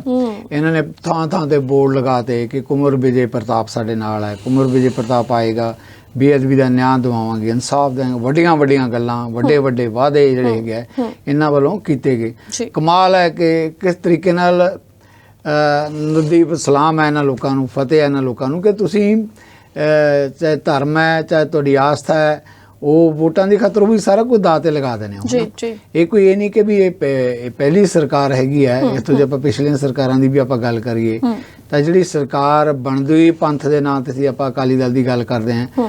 ਅਕਾਲੀ ਦਲ ਦੇ ਸਮੇਂ 'ਚ ਬੇਅਦਬੀਆਂ ਹੋਈਆਂ, ਵੱਡੀਆਂ ਗੱਲਾਂ ਵਾਪਰੀਆਂ। ਡੇਰਾ ਜਿਹੜਾ ਮੁਖੀ ਹੈਗਾ ਸਿਰਸੇ ਵਾਲਾ, ਉਹਦੇ ਸਵਾਂਗ ਦੀ ਗੱਲ ਕਰ ਲਈਏ, ਉਹਨੂੰ ਕਿਸ ਤਰੀਕੇ ਨਾਲ ਮਾਫੀਆਂ ਦਿੱਤੀਆਂ ਗਈਆਂ, ਕਿਸ ਤਰੀਕੇ ਦੇ ਨਾਲ ਮਾਫੀਆਂ ਵਾਪਸ ਲਈਆਂ ਗਈਆਂ। ਉਸ ਤੋਂ ਬਾਅਦ ਵਿੱਚ ਗੁਰੂ ਗ੍ਰੰਥ ਸਾਹਿਬ ਦੀ ਬੇਅਦਬੀ ਜਿਹੜੀ ਹੈਗੀ ਆ ਮਾਲਵੇ ਦੇ ਇੱਕ ਪਿੰਡ 'ਚ ਜਿਸ ਢੰਗ ਨਾਲ ਹੋਈ, ਉਹ ਸਾਰੇ ਲੋਕਾਂ 'ਚ ਬਹੁਤ ਵੱਡਾ ਇੱਕ ਵਿਵਾਦ, ਗੁੱਸਾ, ਅਕਾਲੀ ਦਲ ਨੂੰ ਵੀ ਇਸ ਰੋਹ ਤੇ ਗੁੱਸੇ ਦਾ ਸਾਹਮਣਾ ਕਰਨਾ ਪਿਆ। ਨਦੀ ਇੱਕ ਸਥਿਤੀ ਇਹ ਆ ਗਈ ਸੀ ਕਿ ਸ਼੍ਰੋਮਣੀ ਗੁਰਦੁਆਰਾ ਪ੍ਰਬੰਧਕ ਕਮੇਟੀ ਦੇ ਮੈਂਬਰ ਤੇ ਸ਼੍ਰੋਮਣੀ ਅਕਾਲੀ ਦਲ ਦੇ ਆਗੂ, ਉਹਨਾਂ ਨੂੰ ਘਰਾਂ ਤੋਂ ਨਿਕਲਣਾ ਵੀ ਔਖਾ ਹੋ ਗਿਆ ਸੀ, ਜਿਵੇਂ ਕਿਸੇ ਵੇਲੇ ਭਾਜਪਾ ਦੇ ਆਗੂਆਂ ਨਾਲ ਵੀ ਪੰਜਾਬ 'ਚ ਇਹ ਹੋ ਗਿਆ ਸੀ ਕਿਸਾਨੀ ਅੰਦੋਲਨ ਦੇ ਸਮੇਂ 'ਚ। ਉਹ ਦੌਰ ਨਿਕਲਿਆ, ਲੋਕਾਂ ਦੇ ਜੋ ਹੱਥ ਸੀ, ਲੋਕਾਂ ਨੇ ਸਰਕਾਰ ਦਾ ਮੌਕਾ ਆਇਆ ਤਾਂ ਉਹਨਾਂ ਨੇ ਉਹਨਾਂ ਨੂੰ ਪਾਸੇ ਕਰਤਾ, ਨਹੀਂ ਬਣੀ। ਕੈਪਟਨ ਅਮਰਿੰਦਰ ਸਿੰਘ ਜਨਾਬ ਆਏ, ਉਹਨਾਂ ਨੇ ਵੀ ਜਿਹੜਾ ਕਿ ਹੱਥ ਜੋੜ ਕੇ ਗੁਟਕਾ ਸਾਹਿਬ ਹੱਥ 'ਚ ਫੜ ਕੇ ਪੰਜਾਬੀ ਨਾਲ ਵਾਅਦਾ ਕੀਤਾ ਕਿ ਮੈਂ ਬੇਅਦਬੀ ਦਾ ਇਨਸਾਫ ਦਿਵਾਵਾਂਗਾ। ਜਨਾਬ ਭਾਈ ਸਾਹਿਬ ਵੀ ਆਪਣੀ ਸਰਕਾਰ ਦਾ ਸਮਾਂ ਪੂਰਾ ਕਰਨ ਤੋਂ ਪਹਿਲਾਂ ਹੀ ਛੱਡ ਕੇ ਚਲੇ ਗਏ। ਨਿਆਂ ਤੇ ਇਨਸਾਫ ਤੱਕ ਕੀ ਦੇਣਾ ਸੀ। ਹੁਣ ਜਿਸ ਮੁੱਦੇ ਤੇ ਆਪਾਂ ਗੱਲ ਕਰ ਰਹੇ ਹਾਂ, ਦੇਖੋ ਆਮ ਆਦਮੀ ਪਾਰਟੀ ਦੀ ਸਰਕਾਰ ਦੀ ਆਪਾਂ ਗੱਲ ਕਰਦੇ ਹਾਂ ਤਾਂ ਇਹਨਾਂ ਨੇ ਵੀ ਵਾਅਦਾ ਕੀਤਾ। ਵਾਅਦਾ ਕਰਨ ਦੇ ਨਾਲ ਲੋਕਾਂ ਨੂੰ ਇੱਕ ਇਹ ਵੀ ਲੱਗਿਆ ਕਿ ਜਿਹੜੀਆਂ ਪਹਿਲੀਆਂ ਰਵਾਇਤੀ ਪਾਰਟੀਆਂ ਸੀ, ਆਪਾਂ ਇਸ ਕਰਕੇ ਵੀ ਜ਼ਿਕਰ ਕੀਤਾ ਤਾਂ ਕਿ ਸਥਿਤੀ ਸਪਸ਼ਟ ਹੋਣੀ ਚਾਹੀਦੀ ਹੈ ਕਿ ਅਕਾਲੀ ਦਲ ਦੀ ਗੱਲ ਲੋਕਾਂ ਨੇ ਰੱਦ ਕਰਤਾ, ਕਾਂਗਰਸ ਲੋਕਾਂ ਨੇ ਰੱਦ ਕਰਤੀ। ਇੱਕ ਪਹਿਲੀ ਪਾਰਟੀ ਜਿਹੀ ਆਈ, ਲੋਕਾਂ ਨੇ ਕਿਹਾ ਵੀ ਇਸ ਪਾਰਟੀ ਨੂੰ ਦੇਖਣਾ ਚਾਹੀਦਾ ਜੀ। 92 ਸੀਟਾਂ ਦਿੱਤੀਆਂ, ਇਹਨਾਂ ਨੇ ਵਾਅਦੇ ਵੀ ਕੀਤੇ। ਹੁਣ ਉਸ ਤੋਂ ਬਾਅਦ ਇੱਕ ਸਾਲ ਦਾ ਸਮਾਂ ਨਿਕਲ ਗਿਆ। ਨਵਦੀਪ ਲਗਾਤਾਰ ਇਹ ਕਹਿ ਰਹੇ ਹੈ ਕਿ ਅਸੀਂ ਨਿਆਂ ਤੇ ਇਨਸਾਫ ਇਹਨਾਂ ਮੁੱਦਿਆਂ ਤੇ ਕਰਾਂਗੇ। ਕੁੰਵਰ ਵਿਜੇ ਪ੍ਰਤਾਪ ਦੀ ਜਿੱਥੇ ਤੁਸੀਂ ਗੱਲ ਕਰਦੇ ਹਾਂ, ਮੈਨੂੰ ਉਹ ਦਿਨ ਵੀ ਚੇਤੇ ਹੈ ਜਦੋਂ ਬਾਈਬਲ ਕਲਾਂ ਉੱਥੇ ਵੱਡਾ ਪ੍ਰੋਗਰਾਮ ਸੀ, ਕਾਨਫਰੰਸ ਸੀ, ਉੱਥੇ ਜਾ ਕੇ ਕੁੰਵਰ ਵਿਜੇ ਪ੍ਰਤਾਪ ਨੇ ਗੱਲ ਕਹੀ ਕਿ ਜਦੋਂ ਹੁਣ ਆਪਾਂ ਇੱਥੇ ਬੈਠੇ ਹਾਂ ਤਾਂ ਮੈਨੂੰ ਨਹੀਂ ਲੱਗਦਾ ਕਿ ਕੋਈ ਸਰਕਾਰ ਨਿਆਂ ਤੇ ਇਨਸਾਫ ਦਵਾ ਸਕੇਗੀ। ਤੁਹਾਨੂੰ ਲੜਾਈ ਲੜਨੀ ਪੈਗੀ। ਲੜਾਈ ਲੜਨ ਦੇ ਬਗੈਰ ਜਿਹੜਾ ਨਿਆਂ ਤੇ ਇਨਸਾਫ, ਗੁਰੂ ਗ੍ਰੰਥ ਸਾਹਿਬ ਦੀ ਬੇਅਦਬੀ ਤੇ ਨਾਲ ਹੀ ਜਿਹੜਾ ਇਹਦੇ ਨਾਲ ਜੁੜੀਆਂ ਮੰਦਭਾਗੀਆਂ ਘਟਨਾਵਾਂ, ਜਿਹੜੇ 2 ਸਿੰਘ ਸ਼ਹੀਦ ਹੋਏ ਆ, ਉਹਨਾਂ ਪਰਿਵਾਰਾਂ ਲਈ ਨਿਆਂ ਤੇ ਇਨਸਾਫ ਉਹ ਵੀ ਤਾਂ ਹੀ ਮਿਲੇਗਾ ਜੇ ਆਪਾਂ ਸੰਘਰਸ਼ ਕਰਾਂਗੇ। ਤਾਂ ਉਦੋਂ ਮੀਡੀਆ ਦੇ ਅੰਦਰ ਕਾਫੀ ਇਹ ਗੱਲ ਉਭਾਰੀ ਗਈ ਕਿ ਦੇਖੋ ਹਾਕਮ ਧਿਰ ਦਾ ਇੱਕ MLA ਹੈ ਕੁੰਵਰ ਵਿਜੇ ਪ੍ਰਤਾਪ, ਜਿਹੜਾ ਆਪ ਉਸ ਜਾਂਚ ਦੇ ਨਾਲ ਜੁੜਿਆ ਰਿਹਾ, ਉਹ ਕੀ ਕਹਿ ਰਿਹਾ। ਹੁਣ ਉਸ ਤੋਂ ਬਾਅਦ ਵੀ ਸਮਾਂ ਨਿਕਲ ਗਿਆ, ਫਿਰ ਆਪਾਂ ਇਸੇ ਇਸ਼ੂ ਦੇ ਉੱਤੇ ਆਪਾਂ ਕਿੰਨੇ ਵਾਰੀ ਜਿਹੜਾ ਹੈਗਾ ਮੀਡੀਆ 'ਚ ਗੱਲਾਂ ਆਉਂਦੀਆਂ ਰਹੀਆਂ ਕਿ ਪੰਜਾਬ ਵਿਧਾਨ ਸਭਾ ਦੇ ਸਪੀਕਰ ਕੁਲਤਾਰ ਸੰਧਮਾ, ਉਹਨਾਂ ਵੱਲੋਂ ਉੱਥੇ ਜਾ ਕੇ ਭਰੋਸਾ ਦਿੱਤਾ ਗਿਆ ਕਿ ਵੀ 1 ਮਹੀਨੇ ਦੇ ਅੰਦਰ ਅੰਦਰ ਜਿਹੜਾ ਨਿਆਂ ਤੇ ਇਨਸਾਫ ਮਿਲੇਗਾ। ਮਹੀਨਾ ਤੱਕ ਹੀ ਕਈ ਮਹੀਨੇ ਨਿਕਲ ਗਏ ਜੀ। ਹੋਰ ਕੁਝ ਮੰਤਰੀਆਂ ਨੇ ਜਾ ਕੇ ਭਰੋਸੇ ਦਿੱਤੇ। ਹੁਣ ਪਿਛਲੇ ਦਿਨਾਂ ਦੇ ਵਿੱਚ ਮੁੱਖ ਮੰਤਰੀ ਭਗਵੰਤ ਮਾਨ ਨੇ ਟਵੀਟ ਕਰਕੇ ਗੱਲ ਕਹੀ ਕਿ ਵੀ ਜਿਹੜਾ ਉੱਥੇ ਮੋਰਚੇ ਵਾਲਿਆਂ ਨੇ ਰਸਤਾ ਰੋਕਿਆ ਹੋਇਆ ਨੈਸ਼ਨਲ ਹਾਈਵੇ, ਉਹਦਾ ਇੱਕ ਰਸਤਾ ਖੋਲ੍ਹ ਦਿੱਤਾ ਜਾਵੇ। ਬੜੀ ਮੁਸ਼ਕਲ ਹੁੰਦੀ ਹੈ, ਮੈਂ ਤੁਹਾਨੂੰ ਭਰੋਸਾ ਦਿਵਾਉਣਾ ਹੈ ਕਿ ਇਸ ਮੁੱਦੇ ਤੇ ਨਿਆਂ ਤੇ ਇਨਸਾਫ ਮਿਲੇਗਾ ਜੀ। ਇੱਕ ਮੰਤਰੀ ਜਿਹੜੇ ਕੈਬਨਿਟ ਮੰਤਰੀ ਹੈ ਕੁਲਦੀਪ ਧਾਲੀਵਾਲ, ਪੇਂਡੂ ਵਿਕਾਸ ਤੇ ਪੰਚਾਇਤ ਵਿਭਾਗ ਦੇ ਮੰਤਰੀ, ਉਹਨਾਂ ਨੇ ਉੱਥੇ ਜਾ ਕੇ ਮੌਕੇ ਤੇ ਜਾ ਕੇ ਕਹੀ ਆ ਗੱਲ ਕਿ ਵੀ ਨਹੀਂ, ਨਿਆਂ ਤੇ ਇਨਸਾਫ ਦੇਣ ਲਈ ਸਰਕਾਰ ਵਚਨਬੱਧ ਹੈ, ਨਿਆਂ ਮਿਲੇਗਾ। ਤਾਂ ਇੱਕ ਤਰੀਕੇ ਨਾਲ ਇਹ ਵੀ ਕਿਹਾ ਗਿਆ ਕਿ 1 ਮਹੀਨੇ ਦੇ ਅੰਦਰ, ਜਾਣੀ ਫਰਵਰੀ, ਹੁਣ ਦੇਖੋ ਆਪਾਂ ਜਦੋਂ ਗੱਲ ਕਰ ਰਹੇ ਹਾਂ ਤਾਂ ਫਰਵਰੀ ਦੀ ਗਿਣਤੀ ਦੇ ਦਿਨ ਹੀ ਬਾਕੀ ਰਹਿ ਗਏ ਆ। ਬਿਲਕੁਲ, ਕਿ ਇਹਨਾਂ ਦਿਨਾਂ 'ਚ ਨਿਆਂ ਤੇ ਇਨਸਾਫ ਮਿਲ ਪਾਏਗਾ। ਜਦੋਂ ਇੰਨੇ ਸਾਲ ਨਿਕਲ ਗਏ ਉਹਨਾਂ 'ਚ ਨਹੀਂ ਮਿਲ ਰਿਹਾ, ਕੋਈ ਇੰਡੀਕੇਸ਼ਨ ਨਹੀਂ ਹੈ। ਸੋ ਆਮ ਆਦਮੀ ਪਾਰਟੀ ਕਿਤੇ ਲੱਗਦਾ ਹੈ ਕਿ ਹਾਲ ਦੀ ਘੜੀ, ਅੱਜ ਦੀ ਸਥਿਤੀ ਦੇ ਵਿੱਚ ਕੱਲ੍ਹ ਨੂੰ ਕੀ ਕੋਈ ਕਰ ਸਕਦੀ ਹੈ ਸਰਕਾਰ, ਜਿਹੜਾ ਹੈਗਾ ਉਹ ਮੌਕਾ ਆਏਗਾ ਤਾਂ ਆਪਾਂ ਉਸ ਮੁਤਾਬਕ ਗੱਲ ਕਰ ਸਕਦੇ ਹਾਂ। ਪਰ ਅੱਜ ਦੀ ਸਥਿਤੀ ਦੇ ਵਿੱਚ ਇਹ ਸਰਕਾਰ ਵੀ ਕੋਈ ਗੱਲ ਕਿਸੇ ਤਣ ਪੱਤਣ ਲਾਉਂਦੀ ਨਜ਼ਰ ਨਹੀਂ ਆ ਰਹੀ। ਸਿਰਫ ਵਾਅਦੇ ਤੇ ਦਾਅਵੇ ਇਸ ਗੱਲ ਲਈ ਕਰਦੀ ਨਜ਼ਰ ਆ ਰਹੀ ਹੈ। ਕੁੰਵਰ ਵਿਜੇ ਪ੍ਰਤਾਪ, ਜਿਸ ਦਾ ਤੁਸੀਂ ਜ਼ਿਕਰ ਕੀਤਾ ਕਿ ਉਸਨੇ ਫੇਸਬੁੱਕ ਤੇ ਪਾ ਕੇ ਕਹੀ ਆ ਗੱਲ ਕਿ ਵੀ ਨਿਆਂ ਤੇ ਇਨਸਾਫ, ਬਿਲਕੁਲ ਮੈਂ ਸਮਝਦਾ ਕਿ ਉਹਨੇ ਵਾਜਬ ਗੱਲ ਕੀਤੀ ਹੈ। ਕੁੰਵਰ ਵਿਜੇ ਪ੍ਰਤਾਪ ਦੇਖੋ, ਉਹਨੇ ਆਪਣੀ ਚਾਹੇ ਥੋੜਾ ਸਮਾਂ ਰਹਿੰਦਾ ਹੋਵੇ ਨੌਕਰੀ ਛੱਡ ਕੇ ਪੋਲੀਟਿਕਸ 'ਚ ਆਇਆ। ਪੋਲੀਟਿਕਸ 'ਚ ਉਸ 'ਚ ਆਇਆ ਜਿਹੜੀ ਸਾਫ ਸੁਥਰੀ ਪੋਲੀਟਿਕਸ ਹੋਣ ਦਾ ਦਾਅਵਾ ਕਰਦੇ ਆਪਣੇ ਆਪ ਨੂੰ, ਤੇ ਉਹਦੇ 'ਚੋਂ ਵੀ ਜੇ ਨਿਆਂ ਤੇ ਇਨਸਾਫ ਦੀ ਕੋਈ ਗੱਲ ਨਹੀਂ ਮਿਲਦੀ ਤੇ ਕੁੰਵਰ ਵਿਜੇ ਪ੍ਰਤਾਪ ਨਵਦੀਪ ਹੁਣ ਜਦੋਂ ਕੋਈ ਗੱਲ ਕਹਿ ਰਿਹਾ ਉਹਦੀ ਗੱਲ 'ਚ ਕੋਈ ਆਖਰ ਦਮ ਤਾਂ ਹੈ ਹੀ ਹੈ। ਤੇ ਜੇ ਸਰਕਾਰ ਸਮਝਦੀ ਹੈ ਕਿ ਕੁੰਵਰ ਵਿਜੇ ਪ੍ਰਤਾਪ ਸਹੀ ਨਹੀਂ ਹੈ, ਅਸੀਂ ਨਿਆਂ ਤੇ ਇਨਸਾਫ ਦੇਵਾਂਗੇ, ਫਿਰ ਪਤਾ ਲੱਗ ਜਾਏਗਾ ਆਉਣ ਵਾਲੇ ਦਿਨਾਂ 'ਚ ਕਿ ਨਿਆਂ ਤੇ ਇਨਸਾਫ ਮਿਲਦਾ ਕਿ ਨਹੀਂ ਮਿਲਦਾ। ਇਹ ਗੱਲ ਨਵਦੀਪ, ਗੱਲ ਮੈਨੂੰ ਜਿੱਦਾਂ ਪੰਜਾਬੀ ਕਹਿੰਦੇ ਆ ਕਿ ਪੰਜਾਬ ਵਸਦਾ ਗੁਰਾਂ ਦੇ ਨਾਂ ਤੇ, ਬੜੀ ਪਿਆਰੀ ਗੱਲ ਇਹ ਕਹੀ ਗਈ ਹੈ ਕਿ ਪੰਜਾਬ ਵਸਦਾ ਗੁਰਾਂ ਦੇ ਨਾਂ ਤੇ। ਤੇ ਜਿਹੜੇ ਵੀ ਗੁਰੂ ਸਾਹਿਬਾਨ ਦੇ ਨਾਂ ਤੇ ਜਿਹੜੀਆਂ ਪਾਰਟੀਆਂ ਨੇ ਧੋਖਾ ਕੀਤਾ ਜਾਂ ਕਰਨਗੀਆਂ ਆਉਣ ਵਾਲੇ ਦਿਨ 'ਚ, ਤੇ ਪੰਜਾਬੀ ਜਦੋਂ ਮੌਕਾ ਆਉਂਦਾ ਉਹਨਾਂ ਨੂੰ ਬਖਸ਼ਦੇ ਨਹੀਂ।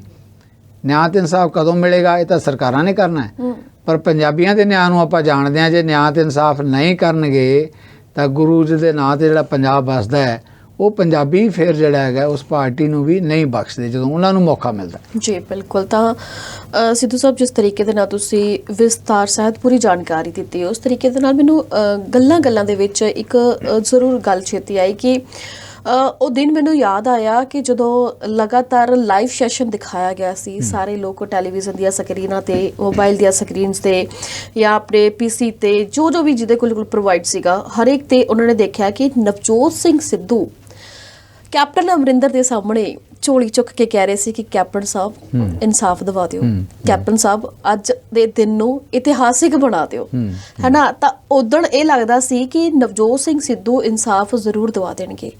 ਉਹ ਇਸ ਗੱਲ ਦੇ ਲਈ ਵਜੀਦ ਰਹੇ, ਉਹ ਇਸ ਗੱਲ ਤੇ ਡਟੇ ਰਹੇ।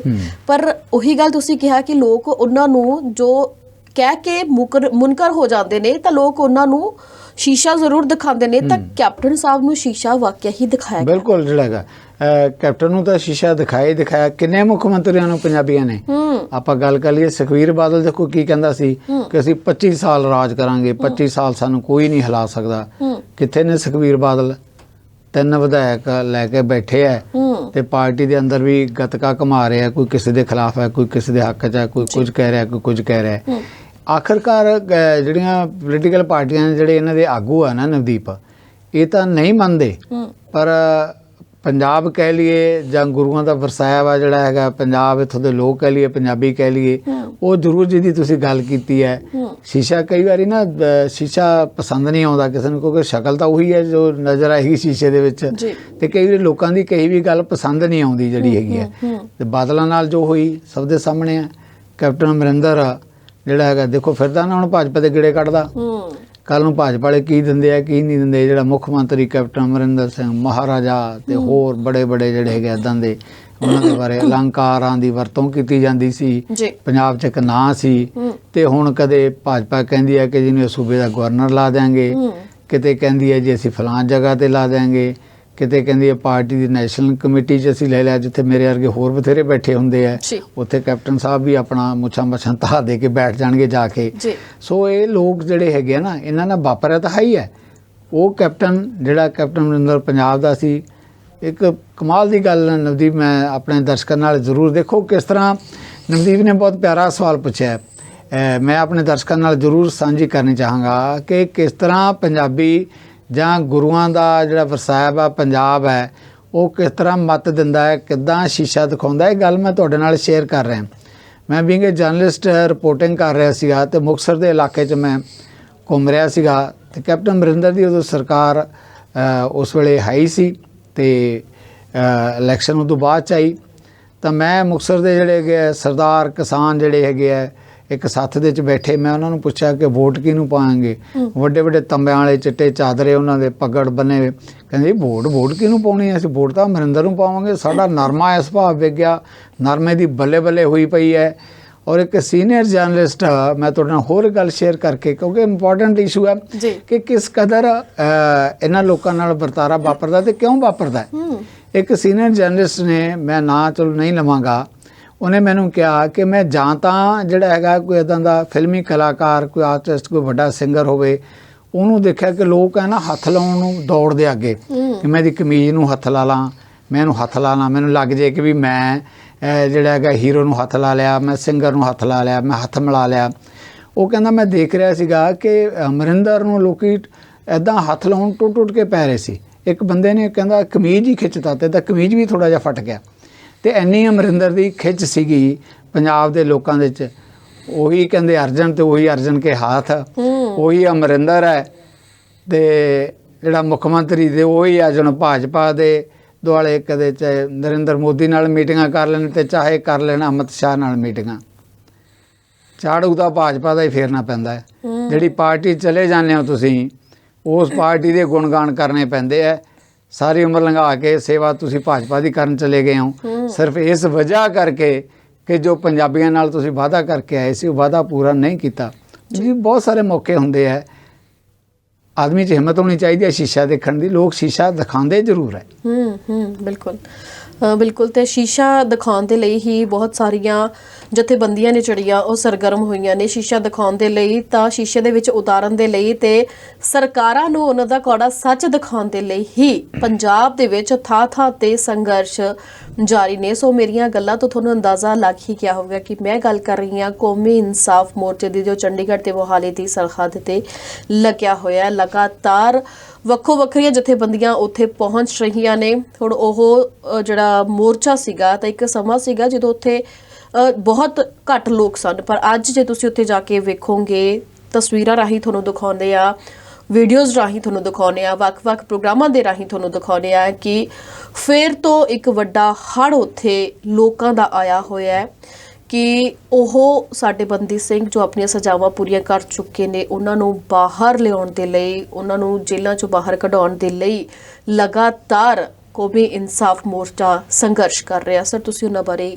ਕੀ ਕਹੋਗੇ? ਨਹੀਂ ਜੀ, ਬੰਦੀ ਸਿੰਘਾਂ ਦੀ ਰਿਹਾਈ ਦੀ ਜਦੋਂ ਆਪਾਂ ਗੱਲ ਕਰਦੇ ਹਾਂ, ਬੜਾ ਭਾਵਕ ਤੇ ਮੈਂ ਕਹਾਂ ਕਿ ਮਾਨਵ ਅਧਿਕਾਰਾਂ ਨਾਲ ਜੁੜਿਆ ਵਾ ਮਾਮਲਾ ਹੈ। ਜਿਹੜੇ ਲੋਕ ਕਿਸੇ ਵਜ੍ਹਾ ਕਰਕੇ ਇਮੋਸ਼ਨਲ ਹੋ ਕੇ ਜਾਂ ਆਪਣੇ ਧਿਆਨ ਨਾਲ ਜੋ ਵੀ ਉਹਨਾਂ ਨੇ ਸੋਚਿਆ ਹੋਏਗਾ, ਕੋਈ ਕਾਰਵਾਈਆਂ ਕੀਤੀਆਂ, ਕੋਈ ਲਹਿਰਾਂ ਦੇ ਵਿੱਚ ਜਿਹੜਾ ਹੈਗਾ ਕੁੱਦੇ ਹੋਣਗੇ, ਉਹਨਾਂ ਨੂੰ ਕਿਸੇ ਵਜ੍ਹਾ ਕਰਕੇ ਕੇਸਿਸ ਕਰਕੇ ਸਜ਼ਾਵਾਂ ਵੀ ਮਿਲੀਆਂ, ਉਹ ਸਜ਼ਾਵਾਂ ਪੂਰੀਆਂ ਵੀ ਕਰ ਚੁੱਕੇ ਆ। ਤੇ ਉਸ ਦੇ ਬਾਵਜੂਦ ਵੀ ਤੁਸੀਂ ਉਹਨਾਂ ਨੂੰ ਰਿਹਾ ਨਹੀਂ ਕਰ ਰਹੇ। ਤੁਸੀਂ ਕਹਿ ਰਹੇ ਹੋ ਕਿ ਫਲਾਂ ਬਾਹਰ ਆਏਗਾ ਤਾਂ ਇਹਦੇ ਨਾਲ ਦੇਸ਼ ਦੀ ਏਕਤਾ ਤੇ ਅਖੰਡਤਾ ਨੂੰ ਖਤਰਾ ਹੈ, ਜਾਂ ਹੋਰ ਕੋਈ ਚਾਰ ਪੋਲੀਟੀਸ਼ੀਅਨ ਖੜੇ ਹੋ ਜਾਂਦੇ ਆ ਜੀ ਇਹਨਾਂ ਨੂੰ ਨਾ ਬਾਹਰ ਛੱਡਿਓ, ਪਤਾ ਨਹੀਂ ਕੀ ਇਹਦੇ ਨਾਲ ਸਾਰਾ ਪੰਜਾਬ ਜਾਂ ਦੇਸ਼ ਹਿੱਲ ਜਾਏਗਾ।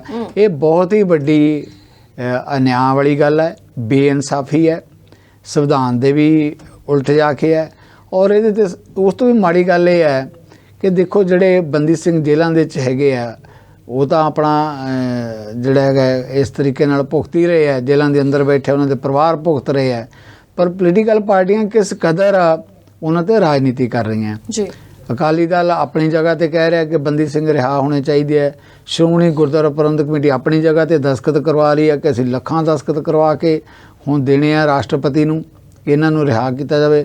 ਭਾਰਤੀ ਜਨਤਾ ਪਾਰਟੀ ਜਿਹੜੀ ਕਿ ਜਿਹਦੀ ਕੇਂਦਰ 'ਚ ਨਰਿੰਦਰ ਮੋਦੀ ਦੀ ਸਰਕਾਰ ਹੈਗੀ ਹੈ, ਇੰਨੀ ਤਾਕਤਵਰ ਹੈ, ਇੰਨੀ ਪਾਵਰਫੁਲ ਹੈਗੀ ਹੈ ਕਿ ਉਹਦੇ ਤੋਂ ਕੋਈ ਵੀ ਗੱਲ ਲੁਕੀ ਛਿਪੀ ਅੱਜ ਦੀ ਸਥਿਤੀ 'ਚ ਨਹੀਂ ਰਹਿ ਸਕਦੀ।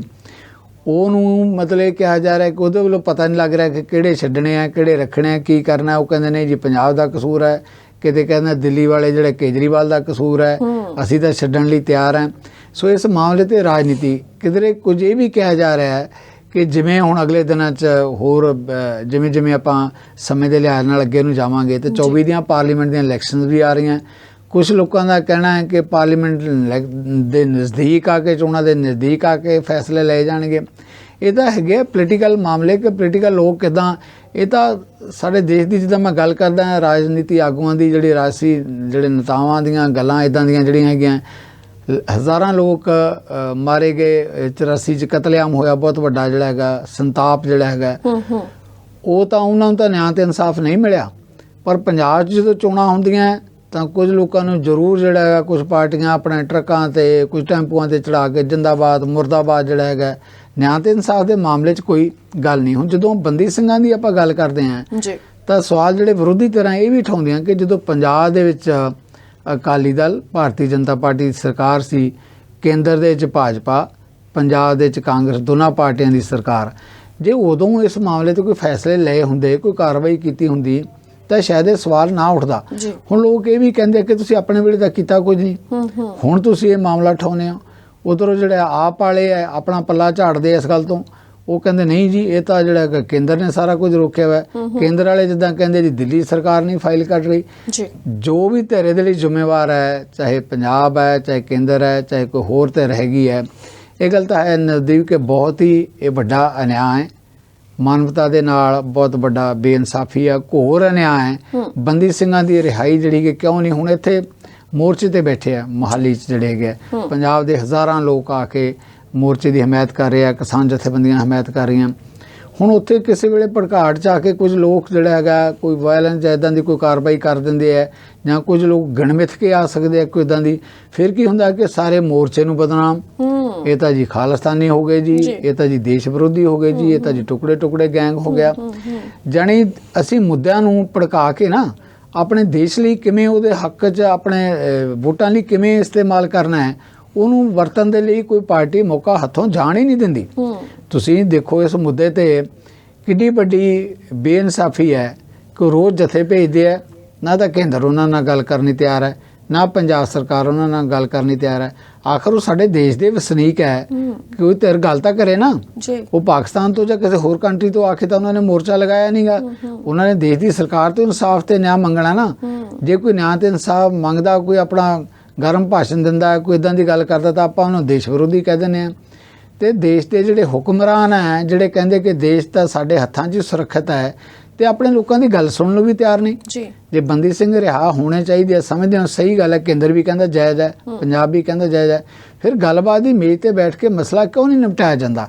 ਸੋ ਕਿਤੇ ਨਾ ਕਿਤੇ ਤੁਸੀਂ ਮਾਹੌਲ ਖਰਾਬ ਕਰਨ ਦੀ ਗੱਲ ਕਰਦੇ ਹੋ, ਜਾਂ ਇਹਨਾਂ ਮਾਮਲਿਆਂ ਤੇ ਤੁਸੀਂ ਰਾਜਸੀ ਰੋਟੀਆਂ ਫਿਰ ਸੇਕਦੇ ਹੋ। ਜੀ ਜੀ ਬਿਲਕੁਲ। ਤੇ ਇਸ ਤੋਂ ਬਾਅਦ ਗੱਲ ਕਰਾਂਗੇ ਇੱਕ ਅਹਿਮ ਖਬਰ ਵਾਲੀ। ਖਬਰਾਂ ਵੈਸੇ ਸਾਰੀਆਂ ਹੀ ਅਹਿਮ ਸੀ, ਪਰ ਇੱਥੇ ਜਿਹੜੀ ਗੱਲ ਹੈ ਉਹ ਕਹਿੰਦੇ ਨੇ ਕਿ ਦੇਸ਼ ਦਾ ਭਵਿੱਖ ਬੱਚੇ ਹੁੰਦੇ ਨੇ, ਤੇ ਬੱਚਿਆਂ ਦੇ ਬਾਬਤ ਹੀ ਜਿਹੜੀ ਗੱਲ ਹੈ ਉਹ ਆਪਾਂ ਕਰਨ ਜਾ ਰਹੇ ਹਾਂ ਕਿ 140 ਦੇ ਕਰੀਬ ਜਿਹੜੇ ਕਾਲਜ ਨੇ ਉਹਨਾਂ ਨੂੰ ਜਿੰਦੇ ਲੱਗ ਗਏ ਨੇ। ਉਹਨਾਂ ਦੇ ਵੱਡੇ ਜਿਹੜੇ ਦੋ ਕਾਰਨ ਮੰਨੇ ਜਾ ਰਹੇ ਨੇ। ਇੱਕ ਇਹ ਕਿ ਬੱਚੇ ਭਵਿੱਖ ਦੇ ਲਈ ਆਪਣੇ ਪਿੰਡ ਛੱਡ ਕੇ, ਆਪਣੇ ਸ਼ਹਿਰ ਛੱਡ ਕੇ, ਆਪਣੇ ਮਾਪੇ ਛੱਡ ਕੇ, ਭੈਣ ਭਰਾ ਛੱਡ ਕੇ ਵਿਦੇਸ਼ਾਂ ਦੇ ਵੱਲ ਭੱਜ ਰਹੇ ਨੇ। ਤੇ ਦੂਜਾ ਇਹ ਕਿ ਜਿਵੇਂ ਜਿਵੇਂ ਸਾਡੀਆਂ ਸਰਕਾਰਾਂ ਦੇ ਵਿੱਚ ਬੜੇ ਮੰਤਰੀਆਂ ਨੇ ਘੁਟਾਲੇ ਕੀਤੇ, ਕਿਸ ਤਰੀਕੇ ਦੇ ਨਾਲ ਉਹਨਾਂ ਦੇ ਵਜ਼ੀਫੇ ਖਾ ਗਏ, ਤਾਂ ਉਹ ਵਿਚਾਰੇ ਉਚੇਰੀ ਸਿੱਖਿਆ ਤੱਕ ਪਹੁੰਚ ਹੀ ਨਹੀਂ ਪਾਏ। ਸੋ ਕਿਹੜਾ ਰੀਜ਼ਨ ਹੈ ਜੋ ਅਹਿਮ ਲੱਗਦਾ ਹੈ? ਇਸ ਬਾਰੇ ਆਪਾਂ ਸਿੱਧੂ ਸਾਹਿਬ ਤੋਂ ਜਾਣਾਂਗੇ। ਸਿੱਧੂ ਸਾਹਿਬ, ਤੁਹਾਨੂੰ ਕੀ ਲੱਗਦਾ ਹੈ? ਨਦੀਪ, ਜਿਹੜਾ ਤੁਸੀਂ ਸਵਾਲ ਲੈ ਰਹੇ, ਮੈਂ ਸਮਝਦਾ ਕਿ ਪੰਜਾਬ ਦੇ ਭਵਿੱਖ ਦਾ ਸਵਾਲ ਹੈ। ਅਕਸਰ ਅਸੀਂ ਕਹਿੰਦੇ ਰਹਿੰਦੇ ਹਾਂ ਕਿ ਜੀ ਸਾਡੇ ਬੱਚੇ ਵਿਦੇਸ਼ਾਂ ਨੂੰ ਜਾ ਰਹੇ ਹੈ।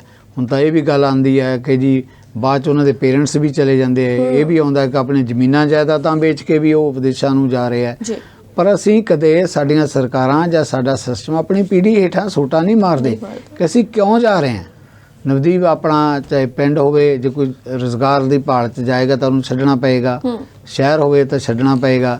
ਤੇ ਆਪਣਾ ਦੇਸ਼ ਵੀ ਛੇਤੀ ਕਿਤੇ ਕਿਸੇ ਦਾ ਦਿਲ ਨਹੀਂ ਕਰਦਾ ਛੱਡ ਜਾਣ। ਬਹੁਤ ਸਾਰੇ ਲੋਕ ਹੈ ਜਿਹੜੇ ਉੱਥੋਂ ਬੈਠ ਕੇ ਤੁਹਾਡੇ ਨਾਲ ਗੱਲਾਂ ਕਰਦੇ ਆ, ਜਿਹੜੇ ਬੜੇ ਇਮੋਸ਼ਨ ਹੁੰਦੇ ਆ, ਭਾਵੁਕ ਹੁੰਦੇ ਆ।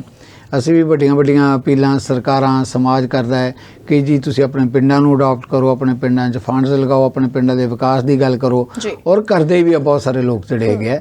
ਪਰ ਸਵਾਲ ਇਹ ਪੈਦਾ ਹੁੰਦਾ ਕਿ ਅਸੀਂ ਕੀ ਕਰਦੇ ਹਾਂ? ਜਿਹੜੀਆਂ ਸਾਡੀਆਂ ਸਰਕਾਰਾਂ ਜਿਹੜੀਆਂ ਚੁਣ ਕੇ ਆਉਂਦੀਆਂ ਬਣਦੀਆਂ ਸਰਕਾਰਾਂ, ਜਿੱਦਾਂ ਤੁਸੀਂ ਗੱਲ ਕੀਤੀ 140 ਕਾਲਜਾਂ ਨੂੰ ਜਿੰਦਰੇ ਲੱਗਣ ਵਾਲੀ ਗੱਲ, ਕਿਉਂ ਜਿੰਦਰੇ ਲੱਗੇ 140 ਕਾਲਜਾਂ ਨੂੰ? ਇਸ ਕਰਕੇ ਲੱਗੇ ਆ ਨਾ ਕਿ ਸਾਡੇ ਜਿਹੜੇ ਬੱਚੇ ਹੈਗੇ ਆ ਉਹ ਨਾਰਮਲੀ +2 ਕਰਕੇ, ਆਈਲੈਟਸ ਕਰਕੇ, ਉਹ ਤਾਂ ਕਹਿੰਦੇ ਕਿ ਅਸੀਂ ਹੁਣ ਕੋਈ ਕੈਨੇਡਾ ਜਾਂ ਆਸਟ੍ਰੇਲੀਆ ਜਾਂ ਹੋਰ ਜਿੱਥੇ ਵੀ ਉਹਨਾਂ ਦਾ ਮੌਕਾ ਮਿਲੇ, ਪੈਸਾ ਟਕਾ ਵੇਚ ਕੇ, ਜ਼ਮੀਨਾਂ ਵੇਚ ਕੇ, ਉਹ ਕਹਿੰਦੇ ਇਸ ਤਰ੍ਹਾਂ ਬਾਹਰ ਨੂੰ ਤੁਰ ਜਾਣਾ। ਉਹ ਜਾਂਦੇ ਹੀ ਨਹੀਂ, ਕਾਲਜਾਂ ਵੱਲ ਮੂੰਹ ਹੀ ਨਹੀਂ ਕਰਦੇ। ਇਹ ਰਿਪੋਰਟ ਤਾਂ ਹੈਗੀ ਹੈ ਟੈਕਨੀਕਲ ਅਦਾਰਿਆਂ ਦੇ ਬਾਰੇ। ਹੁਣ ਇਹਦੇ ਨਾਲ ਮੈਂ ਇੰਡਸਟਰੀਅਲਿਸਟਾਂ ਨੂੰ, ਕਈਆਂ ਨੂੰ ਇਸ ਮੁੱਦੇ ਤੇ ਸਵਾਲ ਵੀ ਕੀਤੇ, ਪੁੱਛਿਆ ਵੀ ਹੈਗਾ ਕਿ ਟੈਕਨੀਕਲ ਖੇਤਰ ਦੇ ਵਿੱਚ ਜਿਹੜੀਆਂ ਹੈਗੀਆਂ ਸਨਅਤੀ ਜਿਹੜੇ ਅਦਾਰੇ ਹੈ, ਇੰਡਸਟਰੀ ਜਿਹੜੀ, ਉਹ ਕਿਉਂ ਨਹੀਂ ਜ਼ਿੰਮੇਵਾਰੀ ਨਿਭਾ ਸਕਦੀ ਵੀ ਤੁਹਾਨੂੰ ਵੀ ਕੁਝ ਨਾ ਕੁਝ ਕਰਨਾ ਚਾਹੀਦਾ ਹੈ? ਕਿਉਂ ਜਿੰਦਰੇ ਲੱਗੇ? ਉਹ ਕਹਿੰਦੇ ਜੀ ਜਿਹੜੀਆਂ ਸਰਕਾਰਾਂ ਹੈਗੀਆਂ, ਸਾਨੂੰ ਜਿਹੜੇ ਇੰਡਸਟਰੀਅਲਿਸਟ ਹਾਂ ਅਸੀਂ, ਉਹਨਾਂ ਨੂੰ ਬੋਰਡਾਂ 'ਚ ਤਾਂ ਸ਼ਾਮਲ ਕਰ ਲੈਂਦੀਆਂ ਕਿ ਜਿਹੜਾ ਟੈਕਨੀਕਲ ਬੋਰਡ ਆ ਉਹਦੇ 'ਚ ਮੈਂਬਰ ਹੁੰਦੇ ਆ, ਉਹਦੇ 'ਚ ਸਨਅਤਕਾਰ ਵੀ ਲੈ ਜਾਂਦੇ ਆ, ਪਰ ਸਾਡੀ ਸਲਾਹ ਕਦੇ ਨਹੀਂ ਲੈਂਦੇ। ਕਰਦੇ ਆਪਣੀ ਮਰਜ਼ੀ ਹੈ। ਜਦੋਂ ਤੁਸੀਂ ਆਪਣੀ ਮਰਜ਼ੀ ਕਰਨੀ ਹੈ ਜਾਂ ਉੱਥੇ ਕੋਈ ਇਨਵੈਸਟਮੈਂਟ ਕਰਨੀ ਨਹੀਂ ਹੈ, ਪੂੰਜੀ ਨਿਵੇਸ਼ ਦੇ ਨਾਂ ਤੇ ਇਸ਼ਤਿਹਾਰ ਤਾਂ ਗੱਜ ਲੰਮੇ ਜਿਹੜਾ ਹੈਗਾ ਅਖਬਾਰਾਂ 'ਚ ਆ ਜਾਣਗੇ, ਪਰ ਪ੍ਰੈਕਟੀਕਲ ਤੌਰ ਤੇ ਤੁਸੀਂ ਕੀ ਕਰਦੇ ਹੋ? ਜਦੋਂ ਬੱਚਿਆਂ ਨੂੰ ਰੁਜ਼ਗਾਰ ਨਹੀਂ ਹੋਏਗਾ ਤਾਂ ਫਿਰ ਉਹ ਟੈਕਨੀਕਲ ਅਦਾਰਿਆਂ ਵੱਲ ਕਿਉਂ ਮੂੰਹ ਕਰਨਗੇ? ਦੇਖੋ, ਦੋ ਹੀ ਗੱਲਾਂ ਹੁੰਦੀਆਂ ਨਾ। ਜੇ ਕਿਸੇ ਟੈਕਨੀਕਲ ਇੰਸਟੀਟਿਊਸ਼ਨ 'ਚ, ਕਾਲਜ 'ਚ, ਯੂਨੀਵਰਸਿਟੀ 'ਚ ਐਡਮਿਸ਼ਨ ਲੈਂਦਾ ਬੱਚਾ, ਆਪਣਾ ਸਮਾਂ ਵੀ ਲਗਾਏਗਾ, ਪੈਸਾ ਵੀ ਲਗਾਏਗਾ। ਜੇ ਤਾਂ ਉੱਥੋਂ ਨਿਕਲਣ ਤੋਂ ਬਾਅਦ ਕਿਸੇ ਗਵਰਨਮੈਂਟ ਜਾਂ ਪ੍ਰਾਈਵੇਟ ਅਦਾਰੇ 'ਚ ਉਹਨੂੰ ਜੌਬ ਦੇ ਚਾਂਸਸ ਹੋਣ, ਫਿਰ ਤਾਂ ਉੱਥੇ ਕੰਮ ਕਰੇਗਾ।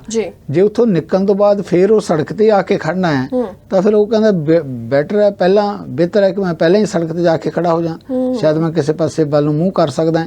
ਸੋ ਇਹ ਸਾਡੇ ਪੰਜਾਬ ਦੀ, ਵੈਸੇ ਤਾਂ ਹੋ ਸਕਦਾ ਸਮੁੱਚੇ ਦੇਸ਼ ਦੀ ਸਥਿਤੀ ਹੈ, ਪਰ ਜੇ ਆਪਾਂ ਪੰਜਾਬ ਦੀ ਗੱਲ ਕਰੀਏ ਤਾਂ ਬਹੁਤ ਵੱਡੀ ਤਰਾਸਦੀ ਹੈ ਕਿ ਜੇ 140 ਕਾਲਜਾਂ ਨੂੰ ਜਿੰਦਰੇ ਲੱਗਣ ਦੀ ਰਿਪੋਰਟ ਆ ਰਹੀ ਹੈ ਤਾਂ ਉਹ ਕਿਉਂ ਆ ਰਹੀ ਹੈ? ਇਸ ਦਾ ਮਤਲਬ ਹੈ ਕਿ ਸਾਡਾ ਭਵਿੱਖ ਜਿਹੜਾ ਹੈਗਾ ਉਹ ਬਿਲਕੁਲ ਹੀ ਨਿੱਘਰ ਚੁੱਕਾ। ਬਹੁਤ ਵੱਡਾ ਸਵਾਲੀਆ ਨਿਸ਼ਾਨ ਹੈ ਕਿ ਸਾਡੇ ਬੱਚੇ ਕਾਲਜਾਂ ਵੱਲ ਮੂੰਹ ਹੀ ਨਹੀਂ ਕਰ ਰਹੇ। ਕਿਉਂ ਨਹੀਂ ਕਰ ਰਹੇ? ਕਿਉਂਕਿ ਉਹਨਾਂ ਕਾਲਜਾਂ 'ਚ ਕੁਝ ਨਿਕਲਣ ਨੂੰ ਕੁਝ ਹੈ ਹੀ ਨਹੀਂ। ਕਿ ਇਹ ਵੀ ਪਹਿਲੂ ਹੈ ਨਵਦੀਪ, ਕਿ ਇਹ ਜਿਹੜੇ ਕਾਲਜ ਯੂਨੀਵਰਸਿਟੀਆਂ ਖੁੱਲੇ ਨਾ ਕਿਸੇ ਦੌਰ ਦੇ ਵਿੱਚ, ਉਦੋਂ ਇਹੋ ਜਿਹਾ ਸਮਾਂ ਸੀ ਜਿਨ੍ਹਾਂ ਲੋਕਾਂ ਦੇ, ਕਈਆਂ ਦੇ ਕਾਰੋਬਾਰ ਫੇਲ ਹੋ ਗਏ। ਕੋਈ ਫਰਜ਼ ਕਰ ਲਓ, ਜਿਹਨੇ ਸ਼ੈਲਰ ਲਾਇਆ, ਉਹ ਕਹਿੰਦਾ ਸ਼ੈਲਰ ਤਾਂ ਚੱਲਦਾ ਨਹੀਂ, ਚਲੋ ਕਾਲਜ ਖੋਲ੍ਹ ਲਓ। ਕਿਸੇ ਨੇ ਕਹਿੰਦੇ ਮੁਰਗੀ ਫਾਰਮ ਖੋਲ੍ਹਿਆ ਸੀ, ਕਹਿੰਦਾ ਮੁਰਗੀ ਫਾਰਮ ਤਾਂ ਚੱਲਦਾ ਨਹੀਂਗਾ, ਚਲੋ ਨਰਸਿੰਗ ਕਾਲਜ ਖੋਲ੍ਹ ਲਓ। ਇੱਦਾਂ ਦਾ ਜਿਹੜਾ ਇੱਦਾਂ ਦੀ ਯੂਨੀਵਰਸਿਟੀਆਂ ਬਣ ਗਈਆਂ ਜਿਨ੍ਹਾਂ ਦੇ ਬਿਜ਼ਨਸ ਕੁਝ ਹੋਰ ਸੀ ਤੇ ਉਹ ਯੂਨੀਵਰਸਿਟੀਆਂ ਦੇ ਕੰਮ ਕਰਨ ਲੱਗੇ।